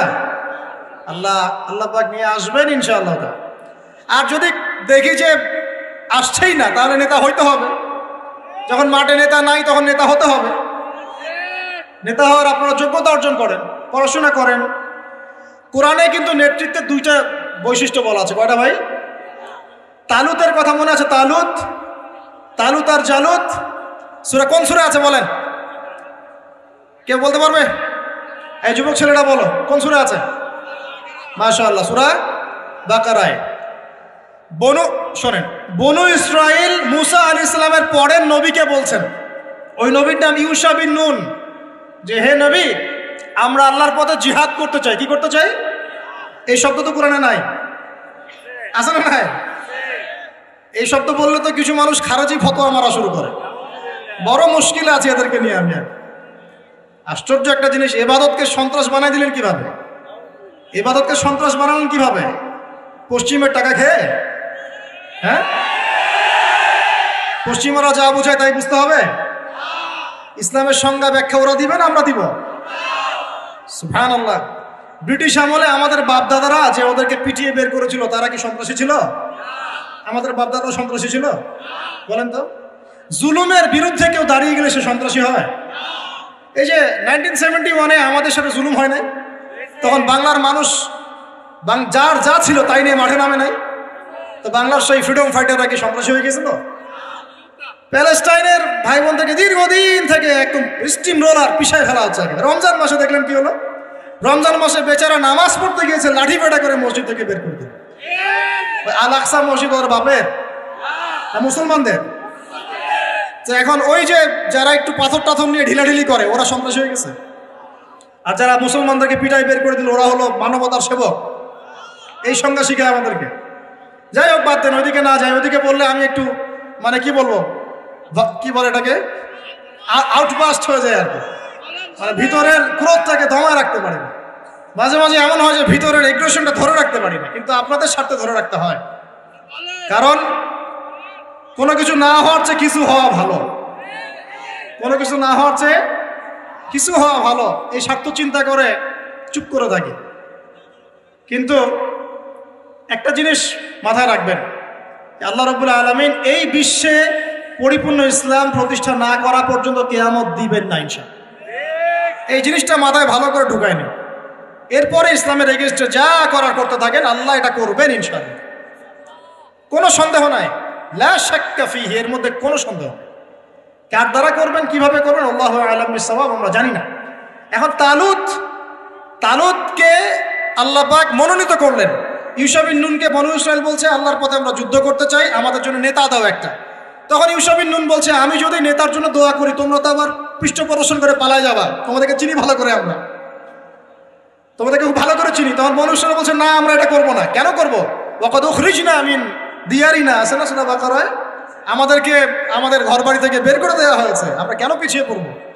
তখন আল্লাহর কাছে তিনি দোয়া করলেন, আল্লাহ পাক তালুতকে নেতৃত্ব দিলেন। কাকে? তালুত। আর এই যে তালুতকে নেতৃত্ব দিয়েছেন, এই নেতৃত্ব দেওয়ার পর আল্লাহ পাক বললেন যে তালুতকে আমি দুইটা স্পেশাল গুণ দিয়েছি। কয়টা ভাই? তার মানে নেতৃত্বর স্পেশাল গুণাবলী কয়টা? একটা হচ্ছে জিসমান, তালুতকে আমি দিয়েছিলাম শারীরিক শক্তি, ফিজিক্যাল স্ট্রেংথ, শারীরিক শক্তি। আর এখন বহু নেতা সমাজে দেখাতে হাঁটতেই পারে না। নেতা হওয়ার আগে আগে ফিজিক্যালি স্ট্রং হতো, তাই না ভাই?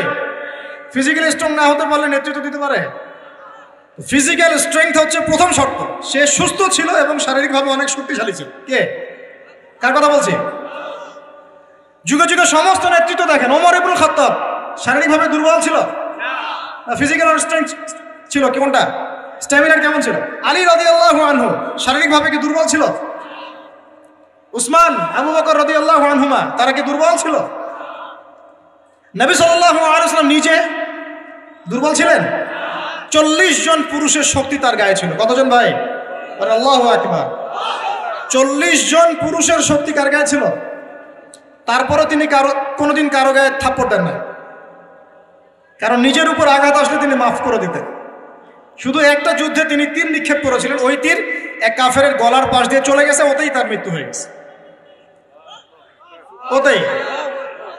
নবী সাল্লাল্লাহু আলাইহি ওয়াসাল্লামের মনেও যদি কষ্ট দিত, আল্লাহ পাক তাকেও পাকড়াও করতেন, আযাব দিতেন। নবীজি না বললেও আল্লাহ পাক তাকে পাকড়াও করতেন। যাই হোক, তাহলে তালুতকে প্রথম যে গুণাবলী দেওয়া হয়েছে নেতৃত্ব, সেটা কি? জিসমান, শারীরিক শক্তি। তার মানে এখন যারা এটা হতে চান, আগে ফিজিক্যালি স্ট্রং হবেন, ভালো ভালো খাওয়া দাওয়া করবেন, হালাল টাকায়, হারাম টাকায় না, জিম টিম করবেন, হ্যাঁ, বক্সিং টক্সিং প্র্যাকটিস করবেন, রেসলিং টেসলিং খেলবেন, হ্যাঁ, কুস্তি কুস্তি করবেন, মানে ফিজিক্যালি স্ট্রং হওয়ার চেষ্টা করবেন। আর এইগুলো করো তো ভালো, টিকটক চালানোর চাইতে। সকালে উঠে যদি আমরা একটু রাউন্ড দিয়ে দৌড়াদৌড়ি করি, মাই মাঠে ফুটবল খেলেন বা একটু ফিজিক্যাল কসরত করেন, একটু জিম করেন, কাজটা ভালো না? এটা ওই টিকটক হচ্ছে ভালো না? বসে বসে ফেসবুক উঠানো আর এই যে পর্ন দেখাচ্ছে ভালো না? এই জন্যই বলি এগুলো ভালো, এগুলো করেন, তা ওইগুলোতে যায় না। এটা হলো 1 নম্বর জিসমান, মানে ফিজিক্যাল স্ট্রেংথ। 2 নম্বর ইলমান, জ্ঞান।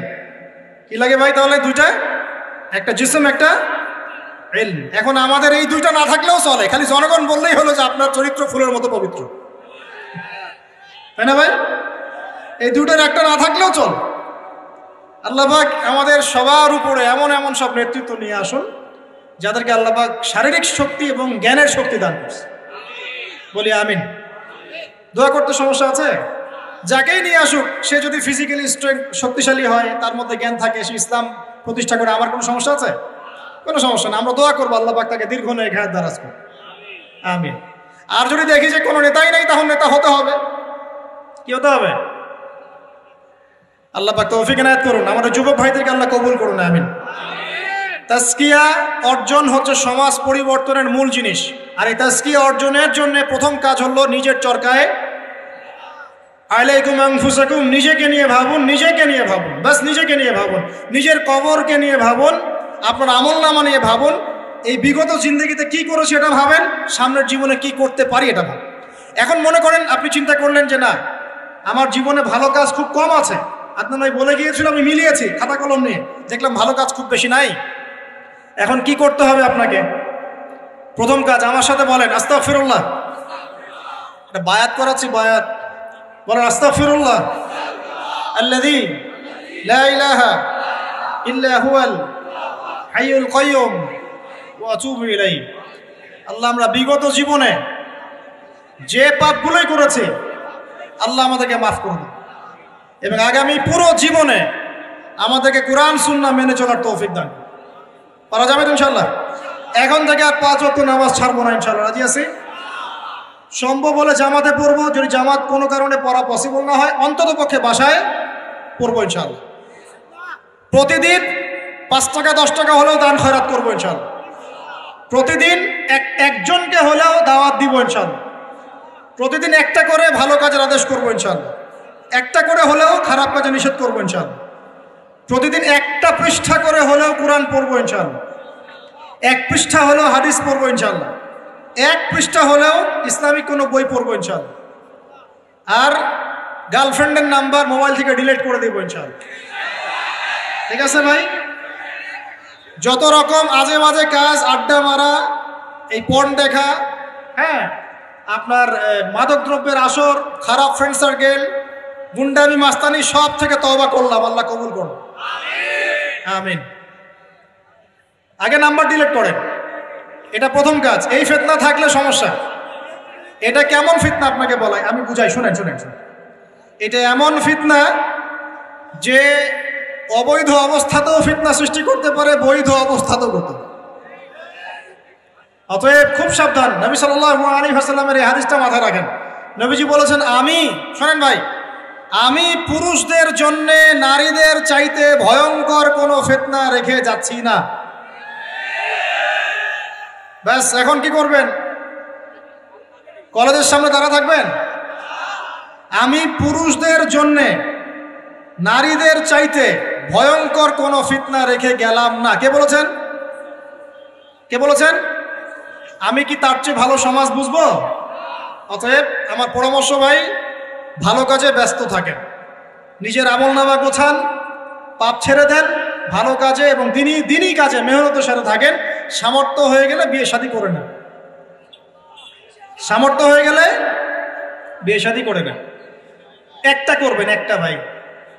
অনেক আলেম এখন অনেক কথাই বলছে, ঠিক আছে, আমি পরামর্শ দিচ্ছি, একটাই কইরেন, একটাই। এখানে একটা আবেগী কথা বলি, আবেগী কথাটা শোনেন। যদি প্রথমত আপনি রিজিকের সোর্স তালাশ করবেন, এরপর আল্লাহর কাছে সেজদায় কান্নাকাটি করবেন, আল্লাহকে বলবেন, আল্লাহ আমার জন্য উপযুক্ত, যে আমার জীবনে আসলে দুনিয়া আখেরাত দুটোই সুন্দর হয়ে যাবে। আল্লাহ এমন কোনো মেয়ে বা স্ত্রী আল্লাহ তুমি আমার জীবনে এনে দাও, এই দোয়া আল্লাহর কাছে করো। এরপর যখন পাত্রী যদি পছন্দ হয়ে যায়, যে না সব দিক থেকে মাশাআল্লাহ তাকে পারফেক্ট মনে হচ্ছে, আপনি যদি মন থেকে তাকে ভালোবাসা শুরু করেন, ডানেও দেখবেন না আর বামেও দেখবেন না, ব্যাস তাকে নিয়ে জীবন কাটিয়ে দেবেন। পারা যাবে ইনশাআল্লাহ? এখনকার সমাজে এটা একটা সমস্যা, কেউ কাউকে নিয়ে সন্তুষ্ট থাকতে পারছে না। স্বামী স্ত্রীকে নিয়ে না, স্ত্রী স্বামীকে নিয়ে। এই সমস্যাটা দূর হবে এভাবে। আর মনে রাখবেন, এটা সাহাবীদের যুগ নয়। এটা কাদের যুগ নয়? আপনিও সাহাবী নন, আপনার স্ত্রীও কিন্তু মহিলা সাহাবী নয়। আপনিও সাহাবী নন, আপনিও তাবেঈ নন, আপনিও আইম্মায়ে কেরামের যুগের মানুষ নন, আর আপনার স্ত্রীও তাদের মতো নন। অতএব আমার আপনার মধ্যে যেমন 1000টা ত্রুটি থাকতে পারে, তার মধ্যেও থাকবে। অতএব এটাকে একটু সবরের সাথে মার্জনা করে করে চলতে হবে। আল্লাহ পাক তৌফিক দান করুন। তবে এক পর্যায়ে যদি এমন দেখা যায় যে এই ফিতনার কারণে আপনি দিন থেকে বিচ্যুত হয়ে যাচ্ছেন, তখন আপনি দিনকে বেছে নেবেন, ফিতনাকে বেছে নেবেন। কথা বুঝতে পারছেন ভাই? আল্লাহ তৌফিক দান করুন। এগুলো গোল্ডেন নসিহত, এগুলো ওঠেন বসেন করে আপনি শুনতে পারবেন না। এগুলো লাভঝাপ মার্শাল আর্ট জিকির হয়, মার্শাল আর্ট। স্টেজের মাঠে কুম্ফু কেরাত খেলা হয়। সুবহানাল্লাহ, কি যে হয়, কত কি যে হয়। কতগুলোকে দেখেছি আমি ওয়াজ মাহফিলের এই সিজনে বাস ধরেও ঝোলাঝুলি শুরু করছি। জানি না এগুলা কোথায় পাইছে, আল্লাহ ভালো জানেন। আল্লাহ রাব্বুল আলামিন এটা কেন আমি বলি, সম্ভবত এখানে জিনের আসর হয়। কিসের হয়? সম্ভবত জিন বলতে কিন্তু কিছু আছে, আপনি জানেন কিনা? মানুষের উপর ভর করে, কিন্তু জিন কিন্তু মানুষের উপর ভর করতে পারে, আর মেয়েদের উপর বেশি ভর করে। যারা বেপরদায় বাইরে যায় এইসব মেয়ের উপর জিন বেশি ভর করে। তো এগুলো থেকে বাঁচার জন্য দৈনন্দিন জিকির আজগার করতে হয়। সকাল সন্ধ্যায় অনেক জিকির আজগার মাসনুন দোয়া কালাম আছে, এগুলো পড়তে হয়। যেমন আয়াতুল কুরসি জানা আছে তো? আলহামদুলিল্লাহ, আয়াতুল কুরসি পড়লে শয়তান কাছে আসবে না ইনশাআল্লাহ। সূরা ফালাক নাস ইখলাস জানা আছে তো? সকাল সন্ধ্যায় 3 বার করে ইনশাআল্লাহ। সূরা বাকারার শেষের 2 আয়াত জানা আছে? রাত্রেবেলা একবার। প্রেসক্রিপশন দিচ্ছি, এগুলো বিনা হাদিয়াতে প্রেসক্রিপশন দিচ্ছি।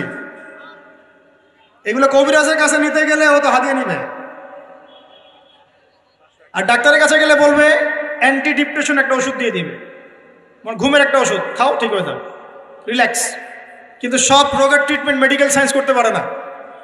রুকিয়া, বদনজর, জাদুগ্রস্ততা, সেহের, এগুলো ট্রিটমেন্ট মেডিকেল সায়েন্স করতে পারে না।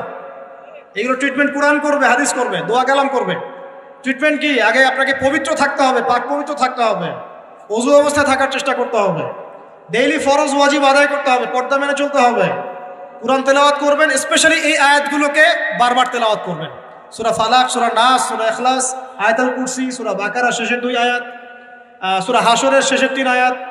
আর একটা বড় অস্ত্র বলে দেই, এটা পড়লে শয়তান বাপ বাপ করে দূরে চলে যাবে ইনশাআল্লাহ। দাজ্জালও যদি আসে সেও দূরে চলে যাবে ইনশাআল্লাহ। বলে দিব সূরা কাহফ এর প্রথম 10 আয়াত।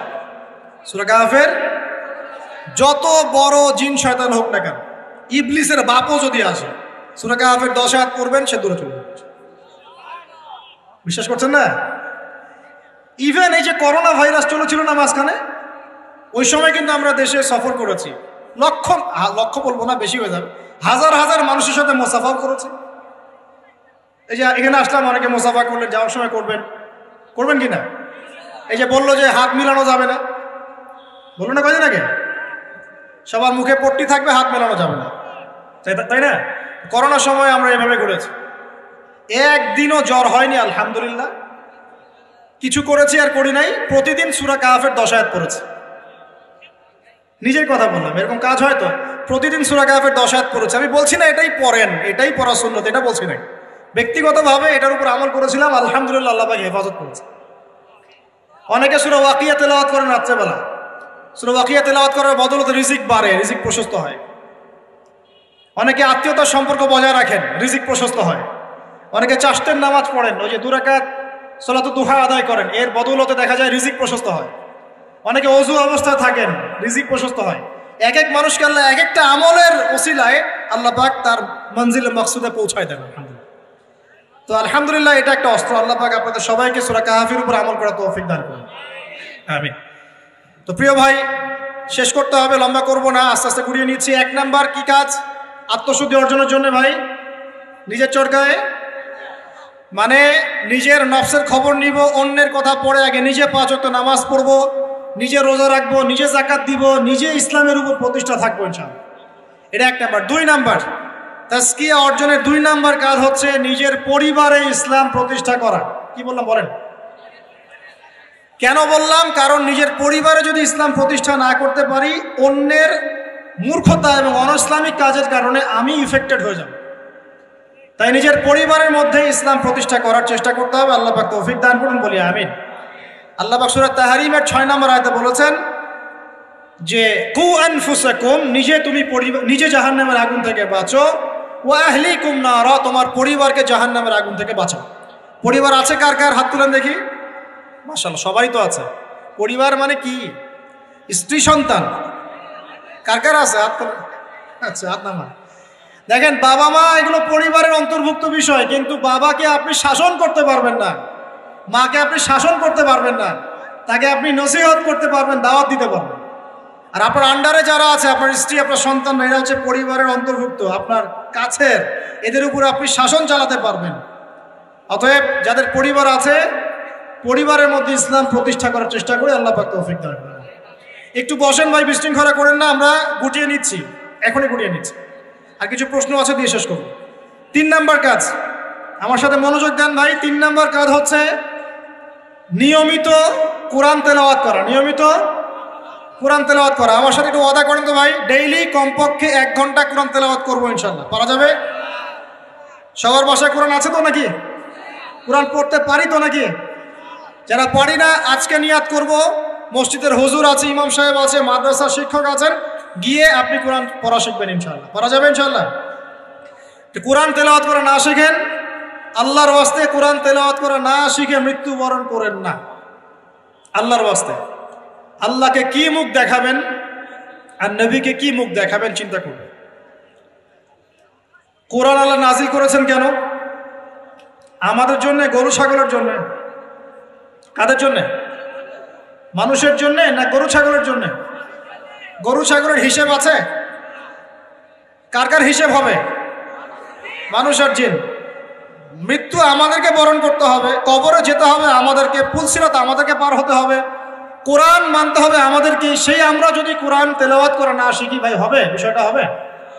আল্লাহ পাক আমাদের সবাইকে কোরআন তেলাওয়াত শেখার তৌফিক দান করুন। এখানে আমি অনেক বেশি জোর দিই, কারণ কি জানেন? কোরআন তেলাওয়াত শেখাটাই এবং নিয়মিত তেলাওয়াত করাটাই আপনার মনে ইসলামের প্রতি মহব্বত সৃষ্টি করবে ইনশাআল্লাহ। এরপরে আপনি ইসলামের জন্য জীবনও দিতে পারবেন ইনশাআল্লাহ। কিন্তু এই অবস্থায় পারবেন না। এই অবস্থায় একটা দাবরানি খালি উল্টা দিকে দৌড় দেওয়া শুরু করবে। এখন পারবেন না। এখন বলতে পারবেন হ্যাঁ নারায়ে তাকবীর, আল্লাহু আকবার, চলো রে, বাস। যখন মাঠে নামবেন, ওই দিক থেকে যখন কাউন্টার অ্যাটাক আসবে, দেখবেন নাই আপনি শেষ। অতএব কোরআনের চর্চা, তেলাওয়াত বেশি বেশি বাড়াতে হবে। আল্লাহ তৌফিক দান করুন। 3 নাম্বার। 4 নাম্বার ভাই, দৈনন্দিন জিকির আজগারগুলো ছাড়বো না ইনশাআল্লাহ। দৈনন্দিন জিকির আজগার ছাড়বো না। কেমন? দৈনন্দিন 100 বার বলবো সুবহানাল্লাহ, পারা যাবে? 100 বার সুবহানাল্লাহ বললে 1000 নেকি হবে ইনশাআল্লাহ। দৈনন্দিন 100 বার বলবো আস্তাগফিরুল্লাহ ওয়া আতুবু ইলাইহি, পারবো তো ইনশাআল্লাহ? দৈনন্দিন কমপক্ষে সকালে 10 বার, সন্ধ্যায় 10 বার দরুদ ইব্রাহিম পড়বো ইনশাআল্লাহ, পারবো? দৈনন্দিন পড়বো সুবহানাল্লাহি ওয়া বিহামদিহি সুবহানাল্লাহিল আযীম, পারা যাবে? দৈনন্দিন পড়বো লা হাওলা ওয়ালা কুওয়াতা ইল্লা বিল্লাহ, পারবো? ডেইলি পড়বো লা ইলাহা ইল্লাল্লাহ ওয়াহদাহু লা শারীকা লাহ লাহুল মুলকু ওয়া লাহুল হামদ ওয়া হুয়া আলা কুল্লি শাইইন কাদির, পারা যাবে? দৈনন্দিন পড়বো ইনশাআল্লাহ সুবহানাল্লাহি ওয়া বিহামদিহি আদাদা খালকিহি ওয়া রিদা নাফসিহি ওয়া জিনাতা আরশিহি ওয়া মিদাদা কালিমাতি, পারা যাবে ইনশাআল্লাহ?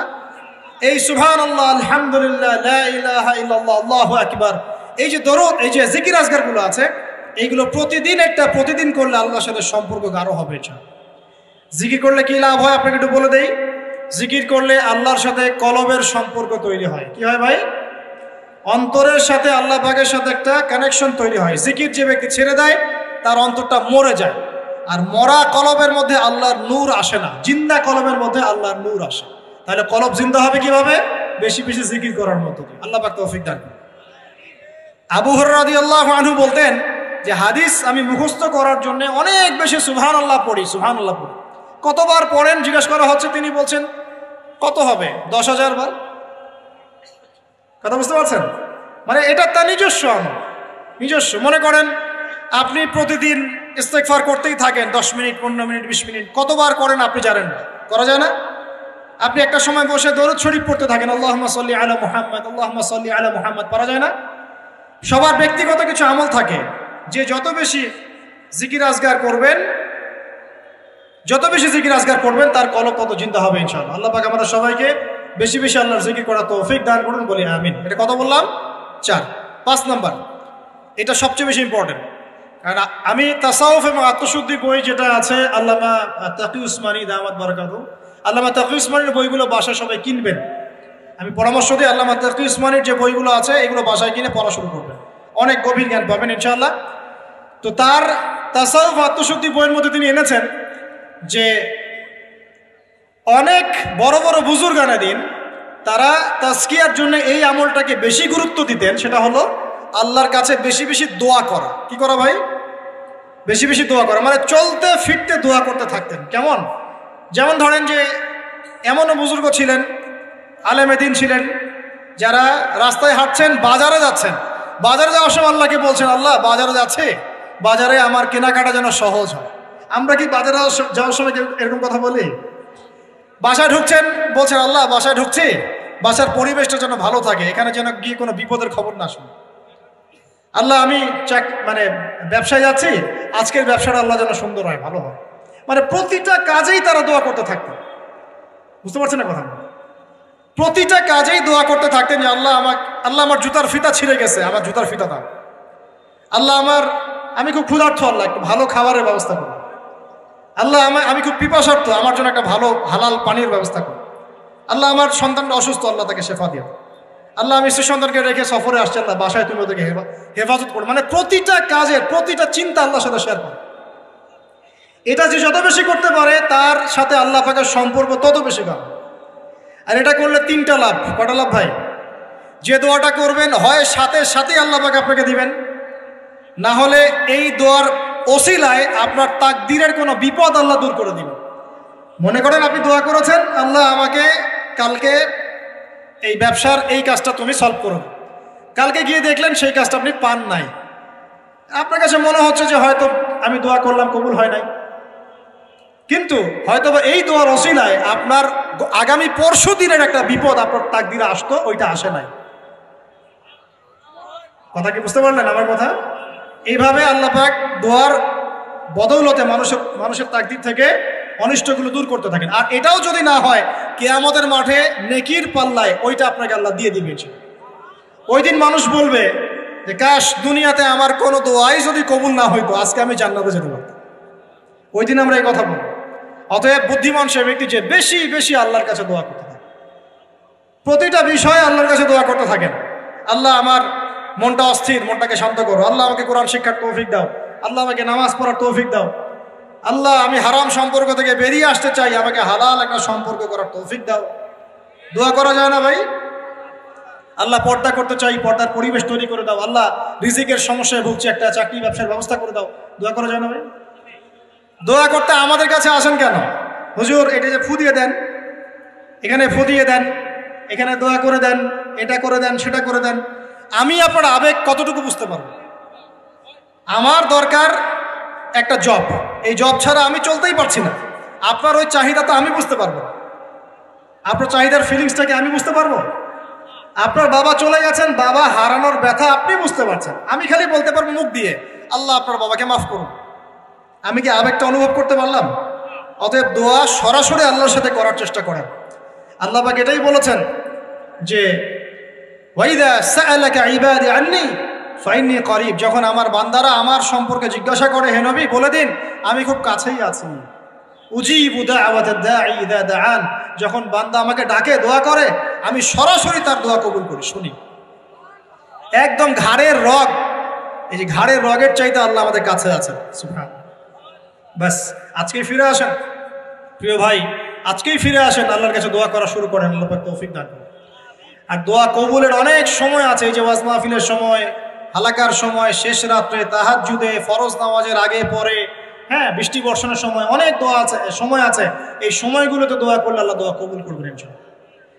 আর সবচেয়ে ভালো একটা অস্ত্র শিখিয়ে দিই আপনাদের, দিব। অন্য একদিন বলেছিলাম একটা লেকচারে, আরেকবার মনে পড়ে গেল বলে দিই।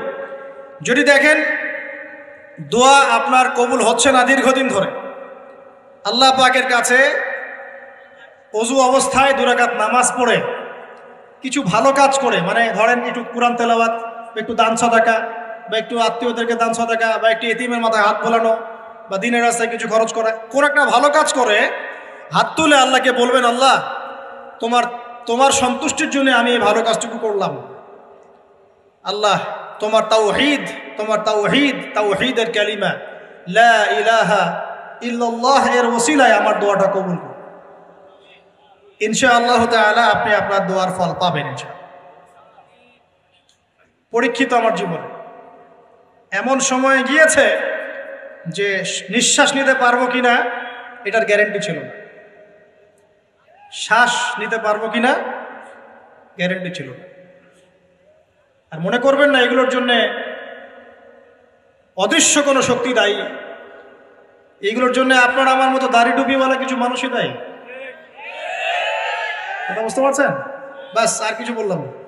অতএব দাড়ি টুপি পাগড়ি জুব্বা ঘোমটা দেখলে লাফানো শুরু করবেন না কখনো। বহু মোনাফেক সমাজে ঘুরে বেড়ায় এইসব লেবাসে। এদের কাজই হলো নিজের ভাইয়ের গোশত খাওয়া। কি করা বলেন তো? বুঝবেন বুঝবেন, আপনিও দাওয়াতি কাজে মাঠে নামেন, ইসলামের জন্য কিছু করতে মাঠে নামেন, নিজেই বুঝতে পারবেন, কিছু বলে দেওয়া লাগবে না। তবে এতটুকু সুসংবাদ তাদেরকে দিয়ে রাখি, যারা নিজের ভাইয়ের গোশত খায়, তোমাদের এই মুনাফেকের চরিত্র অতি শীঘ্রই অচিরেই পুরো বাংলার সামনে নগ্ন হয়ে যাবে ইনশাআল্লাহ। বাংলার মানুষ আর এখন বোকা না, তারা সব বোঝে, তারা জানে, তারা উপলব্ধি করতে পারে। তাদেরকে এভাবে ব্রেন ওয়াশ করা যায় না, এখন তাদেরকে এভাবে ডিমোটিভেটেড করা যায় না। তারা যুবকরা এখন পড়াশোনা করছে মাশাআল্লাহ, তারা ওলামায়ে কেরামের সোহবতে যাচ্ছে, তারা হক বাতিল চিনতে পারছে মাশাআল্লাহ। আস্তে আস্তে তারা এমন একটা জায়গায় যাবে, এই যুবকরাই আগামী দিনে ইনশাআল্লাহ জাতিকে নেতৃত্ব দিবে। তোমাদের যা করার আছে করতে থাকো, যত ষড়যন্ত্র পিছন থেকে করার করতে থাকো, কিছুই করতে পারবে ইনশাআল্লাহ। আরশের মালিকের কাছে যে কবুল হয়ে যায়, দুনিয়ার মানুষ তার কোনো ক্ষতি করতে পারে না, এটা মনে রাখবেন। ক্ষতি মানে কি? নবী সাল্লাল্লাহু আলাইহি ওয়াসাল্লামকে তো মানুষ গালি দিয়েছে। নবী সাল্লাল্লাহু আলাইহি ওয়াসাল্লামকে মানুষ গলার মধ্যে চাদর দিয়ে পেঁচিয়ে গলা ফাঁস দেওয়ার চেষ্টা করেছে। মানুষ তার দাঁত একদম ঘুষি দিয়ে ভেঙে দিয়েছে, তার মাথার মধ্যে তরোয়ালের গোড়া দিয়ে কড়া দিয়ে আঘাত করেছে, তার পাকে মোচকে দেওয়া হয়েছে। এই কাজগুলো তো নবীর সাথেও হয়েছে। তায়েফের মানুষ তাকে মেরেছে, রক্ত ঝরতে ঝরতে, দাড়ি দিয়ে রক্ত পড়তে পড়তে পায়ের জুতা আটকে গিয়েছে। এই মানুষগুলো এই ঘটনাগুলো আমাদের নবী মুহাম্মদ সাল্লাল্লাহু আলাইহি ওয়াসাল্লামের সাথে হয়েছে। তাহলে এই কাজগুলো হওয়া মানে কি সেই ব্যক্তির মানে অপদস্থ হওয়া দুনিয়াতে? এগুলো কবুলিয়াতের নিদর্শন। কিসের নিদর্শন? এগুলো কবুলিয়াতের নিদর্শন। আর যারা এই কাজগুলো নবীর সাথে করেছিল, ওরা কি সফল হয়ে গেছে? ওরা দুনিয়াতেও সফল হয় নাই, পরকালেও জাহান্নামে যাবে ইনশাআল্লাহ। আল্লাহ রাব্বুল আলামিন আমাদের সবাইকে প্রকৃত ঈমানদার হওয়ার তৌফিক দান করুন। 5 নম্বর বলছিলাম প্রিয় ভাইরা, বেশি বেশি আল্লাহর কাছে কি করবেন? দোয়া করবেন। 6 নম্বর আসেন, এই 5টা বলে শেষ করে দিই। 6 নম্বর শোনেন, সপ্তাহে একটা দিন হলেও কবর জিয়ারত করতে যায়। কেন বললাম তাজকিয়ার সাথে এর কি সম্পর্ক? তাজকিয়ার সাথে সম্পর্ক আছে, একটু বোঝার চেষ্টা করেন। জান্নাতুল বাকি দেখেছেন? নববীর পাশে বাকিউল গারকাত যেটা আমরা বলি, কবরস্থান মদিনার পাশে। নবীর যুগে কবরস্থান ছিল মসজিদের পাশে। কেন ছিল মসজিদের পাশে? কারণ 5 ওয়াক্ত নামাজে মানুষ যাবে আসবে, কবর দেখবে, পরকাল স্মরণ হবে। এখন কবরস্থান আমাদের সমাজের ওই দূরে বাইরে, বছরে একদিন আপনি যান না। আর এই জীবনটা বস্তুবাদী, সকাল থেকে ওঠা ঘুমানো পর্যন্ত খাওয়া দাওয়া ফুর্তি করা, খালি বস্তুবাদী বিষয়গুলো। এগুলো আমাদেরকে মওত থেকে ভুলিয়ে রাখে, পরকাল থেকে ভুলিয়ে রাখে। তাই মাঝে মাঝে কবর জিয়ারত করলে আপনার কবর, এটা বন্ধ করো প্লিজ, মাঝে মাঝে কবর জিয়ারত করলে আপনার পরকালের কথা কি হবে? স্মরণ হবে। তখন আপনারও ফিকির হবে যে আমাকেও একদিন এখানে আসতে হবে এবং ইনশাআল্লাহ এই জন্য প্রস্তুতি গ্রহণ করা আমার উচিত। এই ফিকিরটা মনে হবে না? এখন কি মনে হয় এগুলো? এখন মনে হচ্ছে না। আল্লাহ পাক আমাদের সবাইকে মাঝে মাঝে হলেও অ্যাটলিস্ট কবর জিয়ারত করে পরকালকে স্মরণ করার তৌফিক দান করুন। 7 নাম্বার, 7 নাম্বারটাও অনেক বেশি ইম্পর্টেন্ট, এটা শোনেন। 7 নাম্বারটা হচ্ছে বেশি ইম্পর্টেন্ট, এটাও। সেটা হলো আল্লাহওয়ালা কিছু মানুষ আছে দুনিয়াতে, আছে না? যে মানুষগুলো আত্মশুদ্ধি, যাদের মধ্যে আত্মশুদ্ধি আছে, যারা আল্লাহওয়ালা পরহেজগার, যাদের মধ্যে হিংসা বিদ্বেষ এই বিষয়গুলো খুব কম, এবং যারা কোরআন সুন্নাহ নিয়ে গবেষণা করেন, মানুষকে ভালো কিছু দেওয়ার চেষ্টা করেন, এই মানুষগুলোর সাথে সম্পর্ক রেখে তাদের সাথে সহবতে চলবেন। তাদেরকে দেখে আপনি শিখতে পারবেন। সবকিছু বইপত্র পড়ে হয় না, কিন্তু ওলামায়ে কেরামের কাছাকাছি গিয়ে সহবতে গিয়ে দিন শিখতে হবে। আল্লাহ পাক তৌফিক দান করুন। সাহাবীরা কিন্তু বইপত্র পড়ে কোরআন হাদিস শেখেন নাই, জানেন? তারা কোরআন হাদিস এগুলো শিখেছেন স্বয়ং নবীকে দেখে শিখেছেন। দেখে শিখেছেন না? তার পরের জেনারেশন সাহাবীদেরকে দেখে শিখেছেন, তার পরের জেনারেশন তাবেঈদেরকে দেখে শিখেছেন, তার পরের জেনারেশন তাবেঈদেরকে দেখে শিখেছেন। এইভাবে আস্তে আস্তে আস্তে আস্তে এই সিলসিলা চলে আসছিল। এখন আমরা কি করি? ইন্টারনেট দেখে শিখি। কি দেখে শিখি?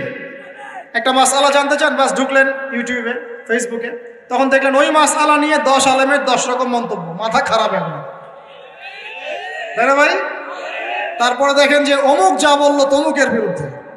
আর মাশাআল্লাহ কিছু ননসেন্স ইউটিউবার আছে, হ্যাঁ, কমন সেন্স নয় ননসেন্স, কিছু ননসেন্স কমন সেন্স হীন ইউটিউবার কিছু আছে, ফেসবুকের আছে, কি টাইটেল দেওয়া লাগবে সেটাও জানে। অমুক তমুককে ধুয়ে দিল, মানে ওয়াশিং মেশিন, ডিটারজেন্ট পাউডার, অমুক তমুককে ধুয়ে দিল, হ্যাঁ, তমুককে আবার যে ওয়াশ করলেন তমুক, হ্যাঁ, অমুককে এই করলেন, বাপরে, মানে কি একটা অবস্থা। এই জন্য যে ইউটিউবিং এর কথা বলছো না, ওই যে ইউটিউবার আমাদের অফিসিয়াল যারা আছে ওদের সহ আমরা অচির একটা অ্যানাউন্সমেন্ট দিব। ইউটিউবিং করতে চাও, ভিডিও রেকর্ড করতে চাও, ইনশাল্লাহ এমন একটা সিস্টেম তোমাদের সামনে আমি লঞ্চ করতে যাচ্ছি, এই সিস্টেম পার করে তোমাদেরকে আসতে হবে রেকর্ড করার জন্য। এই সিস্টেমের মধ্যে প্রথম কি থাকবে জানেন? 40 দিন নামাজ পড়ছে কিনা আমাকে দেখাতে হবে। বেনামাজি তোমার সাথে ইউটিউবে কি সম্পর্ক? তোমার সাথে দিন প্রতিষ্ঠার কি সম্পর্ক? দিন কায়েমের কি সম্পর্ক? তোমার দ্বারা দিনের কোনো কাজ নাই।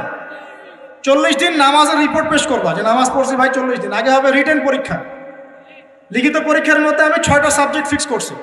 1 নম্বর কোরআন, 2 নম্বর হাদিস, সহজ, বেশি কঠিন না, প্রাইমারি জিনিস। 3 নম্বর সিরাত, নবীর জীবনী। 4 নম্বর ইসলামের ইতিহাস, 5 নম্বর ফিকহ, আর 6 নম্বর হচ্ছে আকীদা। এই 6টা বিষয়ের কিছু কিতাব আছে, বেসিক কিতাবগুলো দিয়ে দেওয়া হবে, বাসায় পড়াশোনা করবো, করে 1 মাস 2 মাস পরে পরীক্ষা দিবে। আগে দেখবো জ্ঞানের কি অবস্থা। ওই যে নেতৃত্ব দেওয়ার কয়টা গুণা বলেন? একটা লাগবে ইলম, একটা জিসম।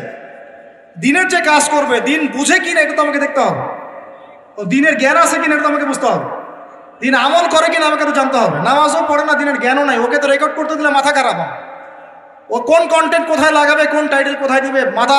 আর এটা তো মিডিয়ার যুগ, মানুষ তিলকে তাল মানে রেখে দেবে। হ্যাঁ, যদি বলি এখন যে মাশাআল্লাহ আমরা একটা জান্নাতি পরিবেশে বসে আছি, দেখবেন কিছু বলদ বলে ফেলবে কালকে সাতক্ষীরার মাটিকে জান্নাতের সাথে তুলনা করলে আবু তো হাত। কথা বুঝতে পারেন না? এই হলো অবস্থা। ইন্টেলেকচুয়াল অবস্থা আমাকে জানতে হবে তো। আগে রিটেন পরীক্ষা দিবে, তারপর ভাইবার পরে আমরা কিছু ক্রাইটেরিয়া দিব। এই রুলস এবং রেগুলেশনস মেনটেন করে করতে পারলে করবে, আদারওয়াইজ না। শোনেন, দুষ্ট গরুর চেয়ে শূন্য গোয়াল অনেক ভালো। আর এই জিনিসগুলো আমি প্রথমে এত কঠোর ছিলাম না। বিগত 2-3 বছর এই সারা দেশ ঘুরে আমার যে তিক্ত অভিজ্ঞতাগুলো হয়েছে, এগুলো আমাকে এভাবে ভাবতে বাধ্য করেছে। এখন মনে করি এগুলো আল্লাহর পক্ষ থেকে কল্যাণই ছিল, আলহামদুলিল্লাহ। এই অভিজ্ঞতাগুলো না হলে এগুলো শিখতে পারতাম না। সুবহানাল্লাহ। আর বলতে যাচ্ছি না, ভিতরে অনেক কিছু আছে, পরে চায়ের কাপে আলোচনা হবে ইনশাআল্লাহ, ঠিক আছে? আচ্ছা, বাদ দেন। এখন শোনেন, এখন 7 নম্বর যেটা বলছিলাম, রসুলরা সাহাবীদেরকে দেখে শিখেছেন। সাহাবীরা রাসূলকে দেখে শিখেছেন, সাহাবীরা রাসূলকে দেখে শিখেছেন, তাবেঈরা সাহাবীদেরকে দেখে শিখেছেন, তারপরের জেনারেশন তাদেরকে দেখে শিখেছেন। এখন আমরা যদি দিন শিখতে চাই, খালি বই পুস্তক পড়লে হবে না, খালি ইউটিউব ফেসবুক ঘাঁটলে হবে না। আলেম ওলামার কাছে যেতে হবে, সিলেবাস কেন্দ্রিক পড়াশোনা করতে হবে। কি সিলেবাস? এই 6টা সাবজেক্ট বললাম না ভাই। কোরআন পড়েন, এটা একটা সিলেবাসের অন্তর্ভুক্ত বিষয়। হাদিস পড়েন, সিলেবাসের অন্তর্ভুক্ত বিষয়। আপনাকে আকীদা বই পড়তে হবে, সিরাতের বই পড়তে হবে, ফিকহের বই, আর ধরেন ইসলামের ইতিহাস। এই জিনিসগুলো একটু পড়াশোনা করে ক্লাসিক্যাল ওলামায়ে কেরাম যারা, কোন ওলামায়ে কেরাম ক্লাসিক্যাল যারা, মানে হকপন্থী ওলামায়ে কেরাম যারা সকালে একটা ফতোয়া দিয়ে রাত্রে আরেকটা দেয় না, এই টাইপের না আর কি। বাতাস এদিকে ব্যাস ওইদিকে, বাতাস ওইদিকে ওইদিকে, এই টাইপের না। 5 বছর আগে এক কথা বলতো, 5 বছর পরে দেখা যায় না, বাবা এখন এই কথা ভুলেও বলা যাবে না, এখন এই কথা। হ্যাঁ, তো এই টাইপের কথা বলছি না, যারা সর্বদাই হকের উপর থাকার চেষ্টা করেন, মানুষ হিকমা অবলম্বন করতে পারে, হকের উপর থাকার চেষ্টা করেন, এই হকপন্থী ওলামায়ে কেরামের সোহবতে গিয়ে দিন শেখার চেষ্টা করেন। এবং এই ওলামায়ে কেরাম প্রত্যেক ঘরানাতেই আছে, প্রত্যেক ঘরানাতেই হকপন্থী ওলামায়ে কেরাম আছেন। আপনারা আলেমদের মধ্যে বিভক্তি সৃষ্টি করবেন না, বরং সবাইকে ভালোবাসার চেষ্টা করুন। আর এখন তো শুরু হয়েছে আলেম পূজা, শাইখ পূজা। যে যে আলেমকে পছন্দ করে, যে যে শাইখকে পছন্দ করে, ব্যাস চোখ বন্ধ করে ওইখানে আর ডানে যাবেন। এখন সে সঠিক বললেও সঠিক, বেঠিক বললেও সঠিক। এই একটা সমস্যা শুরু হয়েছে নতুন। সংকীর্ণ হলেন কেন? এত সংকীর্ণ হলেন কেন? ইসলাম তো সংকীর্ণ না, এটা তো বৈচিত্র্যময়। এখানে আপনি পরিপূর্ণ জ্ঞান পেতে হলে তাকে খোলা মন লালন করতে হবে, যে যেখানেই হক পাবো সেটাই নিব ইনশাআল্লাহ, হক যেখানে পাবো সেখানে নিব ইনশাআল্লাহ। আমি হককে সীমাবদ্ধ করে ফেললাম কেন? যে আমার শায়েখ যা বোঝেন এইটাই ভাই, এর বাইরে কিছুই না। এটা করতে গেলে কি হবে জানেন? পয়সার এক পিঠ দেখবেন, আর এক পিঠ তো দেখবেনই না, তখন আপনি মাহরুম হয়ে যাবেন। তবে হ্যাঁ এটাও বলে রাখি, যারা একেবারেই সাধারণ মানুষ, একদম সাধারণ কোনো মানুষ, যার এলেম কালাম নাই, কোরআন হাদিস পড়তে জানেন, এমন মানুষ আছে না, একদম রুট লেভেলের, তাদের জন্য অবশ্যই উচিত যে কোনো অন্তত একজন আলেমকে ফলো করো, অন্তত একজন আলেমকে ফলো করো। কারণ আপনি তো কিছু বুঝেন না, কোরআন সুন্নাহ বোঝেনই না, কিছু পড়তেও পারেন না, বুঝতেও পারেন না, কিছুই পারেন না। অতএব একজন আলেমকে আপনি ফলো করে চলেন, ইনশাআল্লাহ আল্লাহ মাফ করবেন ইনশাআল্লাহ। হ্যাঁ, যদি কখনো জানতে পারেন যে আপনার সেই ফলো করা আলেমের অমুক মাসআলাটা কোরআন সুন্নাহর বিরুদ্ধে চলে গেছে, বা এর চেয়েও ভালো কোনো বিশুদ্ধ মাসআলা আছে, তাহলে সেটা আপনি আমল করবেন, সমস্যা কি? তাই বলে বিভক্তি বাড়াবেন না। 7 নাম্বার বলেছিলাম, ওলামায়ে কেরামের সোহবতে থাকার চেষ্টা করেন। 8 নাম্বার হচ্ছে ভাই, মনের মধ্যে হিংসা, বিদ্বেষ, রিয়া, অহংকার, এই খারাপ রিপুগুলোকে দূর করতে হবে। পারা যাবে কিনা ইনশাআল্লাহ? এটা হলো 8 নাম্বার। মনের মধ্যে হিংসা, বিদ্বেষ, অহংকার, রিয়ার খারাপ রিপুগুলোকে দূর করতে হবে। কিন্তু এটা খুব ডিফিকাল্ট। কিভাবে করবেন? মনের মধ্যে চলে আসতে পারে, যদি চলে আসে পড়বেন আউযু বিল্লাহি মিনাশ শাইতানির রাজিম, পড়বেন আউযু বিল্লাহিস সামিউল আলিম মিনাশ শাইতানির রাজিম, পড়বেন আউযু বিকালিমাতিল্লাহিত তাম্মাতি মিন শাররি মা খালাক, পড়বেন বিসমিল্লাহিল্লাযী লা ইয়াদুররু মা ইসমিহি শাইউন ফিল আরদ ওয়ালা ফিস সামা ওয়া হুয়াস সামিউল আলিম, পড়বেন আমানতু বিল্লাহি ওয়া রাসূলিহি। এই যে দোয়া কালামগুলো পড়বেন, ইনশাআল্লাহ মনের মধ্যে এই সমস্যাগুলো চলে যাবে, ওয়াসওয়াসার একটা রোগ চলে যাবে ইনশাআল্লাহ। মনটাকে পবিত্র করার চেষ্টা করি, আল্লাহ পাক তৌফিক এনায়েত করুন। আর মন পবিত্র করার আমি দুই একটা আমল বলে দেই, নাহলে কঠিন হয়ে যাবে। খুব সহজ আমল, এতিম খুঁজে খুঁজে বের করে এতিমদের জন্য কিছু করার চেষ্টা করি।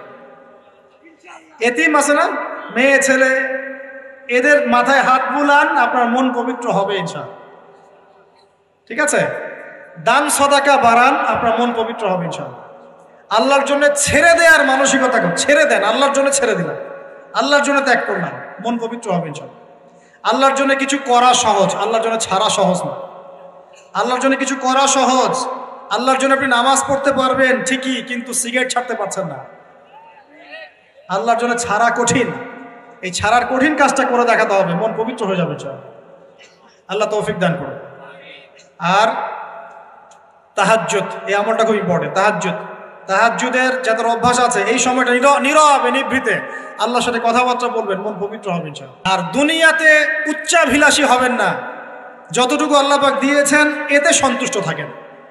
আমার 2 তলা বাড়ি আছে ভাই, আমার কিন্তু নাই, বলছি আর কি। মনে করেন আমার 2 তলা বাড়ি আছে, আপনি এতে সন্তুষ্ট থাকেন। আপনার একজন স্ত্রী আছে, সন্তুষ্ট থাকেন। আপনার একটা সুন্দর ব্যবসা আছে, সন্তুষ্ট থাকেন।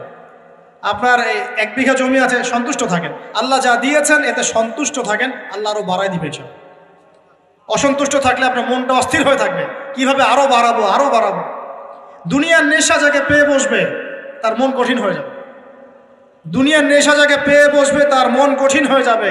আর যার মন কঠিন হয়ে যাবে তার মনের মধ্যে মৃত্যুর ভয় আসে না।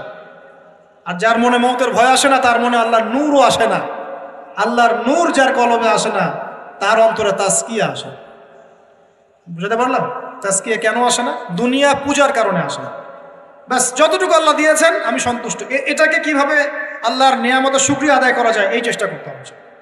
বেশি বেশি আল্লাহর নিয়ামতের শুকরিয়া আদায় করবো ইনশাআল্লাহ, আল্লাহ পাক নিয়ামত বাড়িয়ে দিবেন ইনশাআল্লাহ। আল্লাহ বলেছেন লা ইন শাকারতুম লা আযীদান্নাকুম, তুমি খালি শুকরিয়া আদায় করো, আমি নিয়ামত বাড়িয়ে দেব ইনশাআল্লাহ। আল্লাহ পাক আমাদের সবাইকে আল্লাহ পাকের নিয়ামতের শুকরিয়া আদায় করার তৌফিক দান করুন। মনের মধ্যে এই হিংসা, বিদ্বেষ, রিয়া, অহংকার দূর করার তৌফিক দান। সবার মধ্যে ভালো যেটা আছে নিয়ে নেবেন, খারাপটা ছেড়ে দিবেন। আর 2টো জিনিস বলে শেষ করে দিই, সেটা হলো অতিরিক্ত খাওয়া, অতিরিক্ত ঘুম, অতিরিক্ত কথাবার্তা বন্ধ করতে হবে। বুঝতে পারলেন ভাই? এগুলোর সাথে তাজকিয়ার মারাত্মক সম্পর্ক আছে, আমি নিজে ফিল করতেছি। শোনেন, যেদিন খুব বেশি ভোজন হয়ে গেছে সেদিন ঘুম হয় বেশি, ইবাদতের স্বাদ কমে যায়, নামাজে উঠতে অলসতা লাগে। কথা কি ঠিক না বেঠিক? অলসতা লাগে, বেশি খাওয়া, বেশি মানে ঘুমানো, বেশি হাসাহাসি করা, বেশি ঠাট্টা মস্করা করা, বেশি কথা বলা, বেশি মানুষের সাথে মেলামেশা করা, এগুলো কলবকে শক্ত করে ফেলে। এই কথাগুলো কিন্তু সরাসরি হয়তো কোনো জায়গায় এভাবে পাবেন না, কিন্তু আমি আপনাকে সাজিয়ে গুছিয়ে বলার চেষ্টা করছি। বেশি বেশি কথা যারা বলে মন বাচাল, মন শক্ত হয়ে যায়। এখন তো বাচালতার যুগ চলছে। টিভি খুললেই টকশো খালি বক বক বক বক বক বক, মানে টকশো করতে করতে দেশের জিডিপি বাড়ায়, দেশকে একদম আমেরিকার পর্যায়ে নিয়ে চলে গেছে। মনে ভাবখানে এমন কিছু বুদ্ধিজীবীর সলিউশন নাই, কিন্তু খালি বক বক বক বক বক বক। কোনো মডারেটর আসে, ও আবার বিতর্ক উস্কে দেয়। কিছু অনলাইন প্ল্যাটফর্ম দেখেন না, ও আবার মজা, এটাই তার বিজনেস, কারণ যত ভিউ হবে তত ডলার। এখানে ওর স্বার্থ, এটা সব স্বার্থ, সবই স্বার্থে হচ্ছে এখন, স্বার্থ আর স্বার্থ। ঠিক আছে, তো এত বেশি কথার দরকার নাই। আমরা জাতি হিসেবে কাজ করে দেখাবো ইনশাআল্লাহ।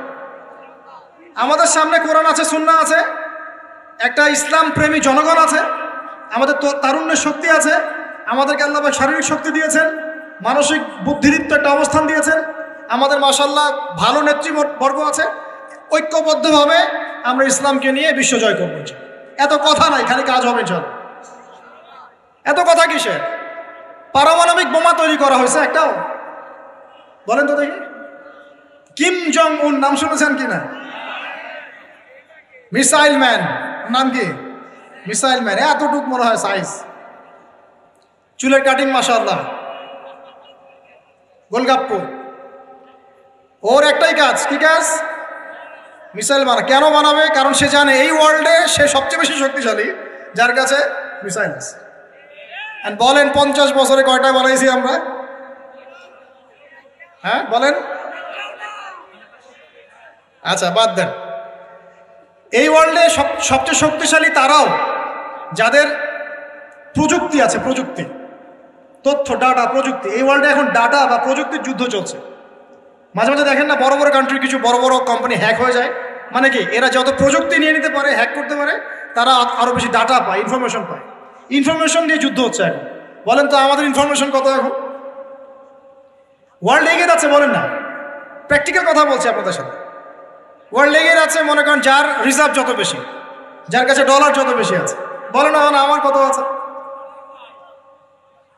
প্রবৃদ্ধি যা যত বেশি ওয়ার্ল্ডে, সে তত ভালো অবস্থানে। বলেন আমার প্রবৃদ্ধির হার কত? এখানে আমি কোনো দলের পক্ষে বিপক্ষে বলতে আসিনি, আমি আমার অ্যাজ এ সাধারণ মানুষ কথা বলছি। যেই থাকুক ভাই, এখন ইম্পর্টেন্ট সেক্টরগুলোতে উন্নতি করতে হবে কিনা? এখন কথা বেশি বলবো না কাজ বেশি করবো? বাস খালি কাজ হবে ইনশাআল্লাহ। আল্লাহ পাক যাদেরকেই দায়িত্ব দেখতে কেন, তারা যেন কাজ করার তৌফিক অর্জন করে। আমরা আমাদের শ্রম দিয়ে, মেধা দিয়ে আমরা জাতিকে সাহায্য করবো ইনশাআল্লাহ। আমরা তরুণ প্রজন্ম, আমাদের মেধা দিয়ে, আমাদের বুদ্ধি দিয়ে, আমাদের শ্রম দিয়ে আমরা ইনশাআল্লাহ তাআলা দেশকে সাহায্য করব, জাতিকে সাহায্য করবো ইনশাআল্লাহ। পারবো না ইনশাআল্লাহ? আমি বলি আপনারা বেশি বেশি পড়াশোনা করেন, বড় বড় পোস্টে যান, দেশের দায়িত্ব নেন, নিয়ে দেশকে এগিয়ে নেন ইনশাআল্লাহ। পারা যাবে না ভাই ইনশাআল্লাহ? চ্যালেঞ্জ তো নিতে হবে, খালি বসে বসে সমালোচনা করলে হবে নাকি? খালি বসে বসে সমালোচনা করলে কাজ হবে নাকি? ও এটা পারে না, সে এটা পারে না, ওই দল সেটা পারে না, সেই দল সেটা পারে না, এই করতে করতেই তো এই অবস্থা। আপনি করে দেখাচ্ছেন না কেন? আমরা করে দেখাচ্ছি না কেন? আবার ধর্মীয় অঙ্গনে দেখা যায় ওই আলেম এই ভুল, ওই আলেমের এই সমস্যা, ওই আলেম এই পারে না, ওই আলেম সেই পারে না। আরে ভাই আপনি আলেম হচ্ছেন না কেন? আপনি আলেম হন, হয়ে কাজ করে দেখান। অমুক বক্তার এই ভুল, তমুক বক্তার সেই ভুল, মাশাআল্লাহ আবু তো আদনানের এই ভুল, আপনি বক্তা হচ্ছেন না কেন? এই যে চেয়ারে আসেন, বসেন, বসে যান, বসে ওয়াজ করেন নাকি ভাই? এই ওয়াজ করেন না, আমরা এগুলো ওয়াজ না, এগুলো কমেডি। এগুলো কি কমেডি? রুচির দুর্ভিক্ষর অংশ এগুলো। আমাদের যে রুচির দুর্ভিক্ষ দেখা দিয়েছে, এগুলো তার জাজল্যমান প্রমাণ। এগুলো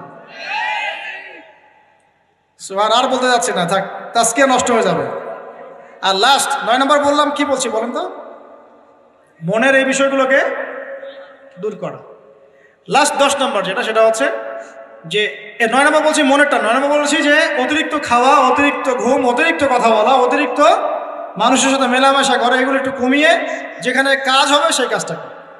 যেটা করলে আমার পরকালের উপকারিতা আছে এটা করে। আর 10 নম্বর লাস্ট অ্যান্ড ফাইনাল, তাজকিয়া বা আত্মশুদ্ধি অর্জন করতে হলে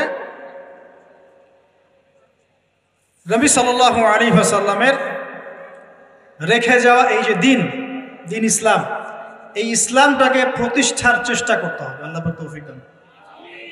ইসলাম যারা প্রতিষ্ঠার চেষ্টা করে তাদের সাথে আল্লাহ পাকের সবসময় একটা ভালো সম্পর্ক থাকে এবং সে কখনো খারাপের দিকে যেতে পারবে না, কারণ সে তো একটা বড় দায়িত্ব নিয়ে মাঠে নেমেছে। সে যদি এখন খারাপের দিকে চলে যায় তাহলে তো জনগণ বিভ্রান্ত হয়ে যাবে এবং তার এই আমানতের খেয়ানত করা হবে। এই ফিকিরই তাকে খারাপ পথে যেতে বাধা দিবে এবং তাজকিয়া তার মনের মধ্যে থাকবে ইনশাআল্লাহ। সে যদি ডানে বামে চলেও যায়, এই দিন প্রতিষ্ঠার এই যে তাড়না, এটা তাকে আবার ফিরিয়ে নিয়ে আসবে ইসলামের দিকে ইনশাআল্লাহ। আল্লাহ পাক আমাদের যুবক ভাইদেরকে নবী সাল্লাল্লাহু আলাইহি ওয়াসাল্লাম রেখে যাওয়া এই পবিত্র দিন ইসলাম সমাজে পালন করার, প্রচার করার, প্রসার করার, প্রতিষ্ঠা ঘটানোর তৌফিক দান করুন বলে আমিন। আমরা আজকের এই সংক্ষিপ্ত আলোচনা শিখলাম যে তাজকিয়া বা আত্মশুদ্ধি হচ্ছে সমাজ পরিবর্তনের সবচেয়ে ইম্পর্টেন্ট জিনিস, সবচেয়ে ইম্পর্টেন্ট হাতিয়ার। এটা অর্জন করার জন্য অনেক মাধ্যম আছে। আমি আপনাদের জন্য 10টা মাধ্যম আজকে বলেছি। 1 নাম্বার কথা কি বলেছিলাম ভাই? নিজের ফিকির, আগে নিজের নফসের ফিকির করা। 2 নাম্বার কি বলেছিলাম বলেন?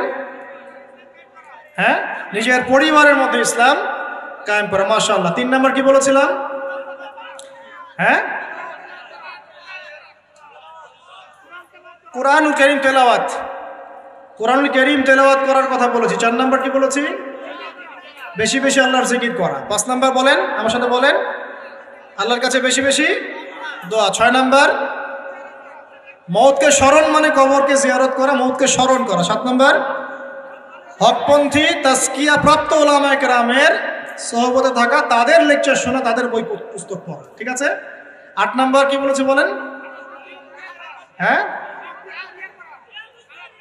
হ্যাঁ, মনের মধ্যে যত রকম হিংসা, বিদ্বেষ, রিয়া এগুলো আছে, এগুলো সব কি করতে হবে? পরিহার করতে হবে। 9 নাম্বার, 9 না 8 হবে? 9 নাম্বার বেশি কথা, বেশি খাওয়া, বেশি ঘুম, ইভেন বেশি সহবাস, এগুলো ত্যাগ করতে হবে। আল্লাহ ত্যাগ করে, এটাই হালালের কথাই বললাম, হারাম তো বাদ। হারামের যদি চোখ থেকে থাকে আল্লাহর রাস্তায় তওবা করেন, কারণ জিনার সাথে সম্পৃক্ত কোনো ব্যক্তির দ্বারা দিনের একামত সম্ভব নয়। জিনা করলেই মনে নূর চলে যাবে। এই যে আজকের লেকচারটা শুনলেন, বাসায় গিয়ে যদি আজকে রাত্রে কোনো নগ্ন মেয়ের ছবি চোখের সামনে পড়ে যায়, আজকের সমস্ত লেকচারের নূর নষ্ট হয়ে যাবে। আপনি নিজেই বুঝতে পারবেন যে আপনার কলব থেকে নূরটা চলে গেল। যদি কেউ আজকে আল্লাহ না করে ভুল করে কোনো খারাপ মুভি দেখে ফেলেন, বাসায় গিয়ে দেখবেন যে আপনার আজকের যে তাজকিয়া, এই যে ভালো লাগলো কথাগুলো শুনতে, মনটা পবিত্র হলো, ভালো ফিলিংসটা নষ্ট হয়ে যাবে। হুযায়ফা রাদিয়াল্লাহু আনহু বলতেন, আমরা যখন ইয়া রাসূলুল্লাহ আপনার সাথে থাকি তখন ঈমান বেড়ে যায়, বাসায় গেলে মনে হয় মুনাফিক হয়ে গেছে।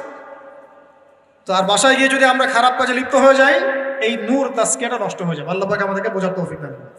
আর সর্বশেষ সবচেয়ে ইম্পর্টেন্ট, লাস্ট এন্ড ফাইনাল হচ্ছে নবীর রেখে যাওয়া। নবীকে ভালোবাসেন কিনা ভাই? আল্লাহ নবীকে ভালোবাসেন কিনা? নবী কি এখন আছেন? আচ্ছা, নবী সাল্লাল্লাহু আলাইহি ওয়াসাল্লামের রেখে যাওয়া সুন্নত কি আছে? তার উপর নাজিল হওয়া কোরআন কি আছে? তার দ্বীন ইসলামটা আছে কি না মিটে গেছে?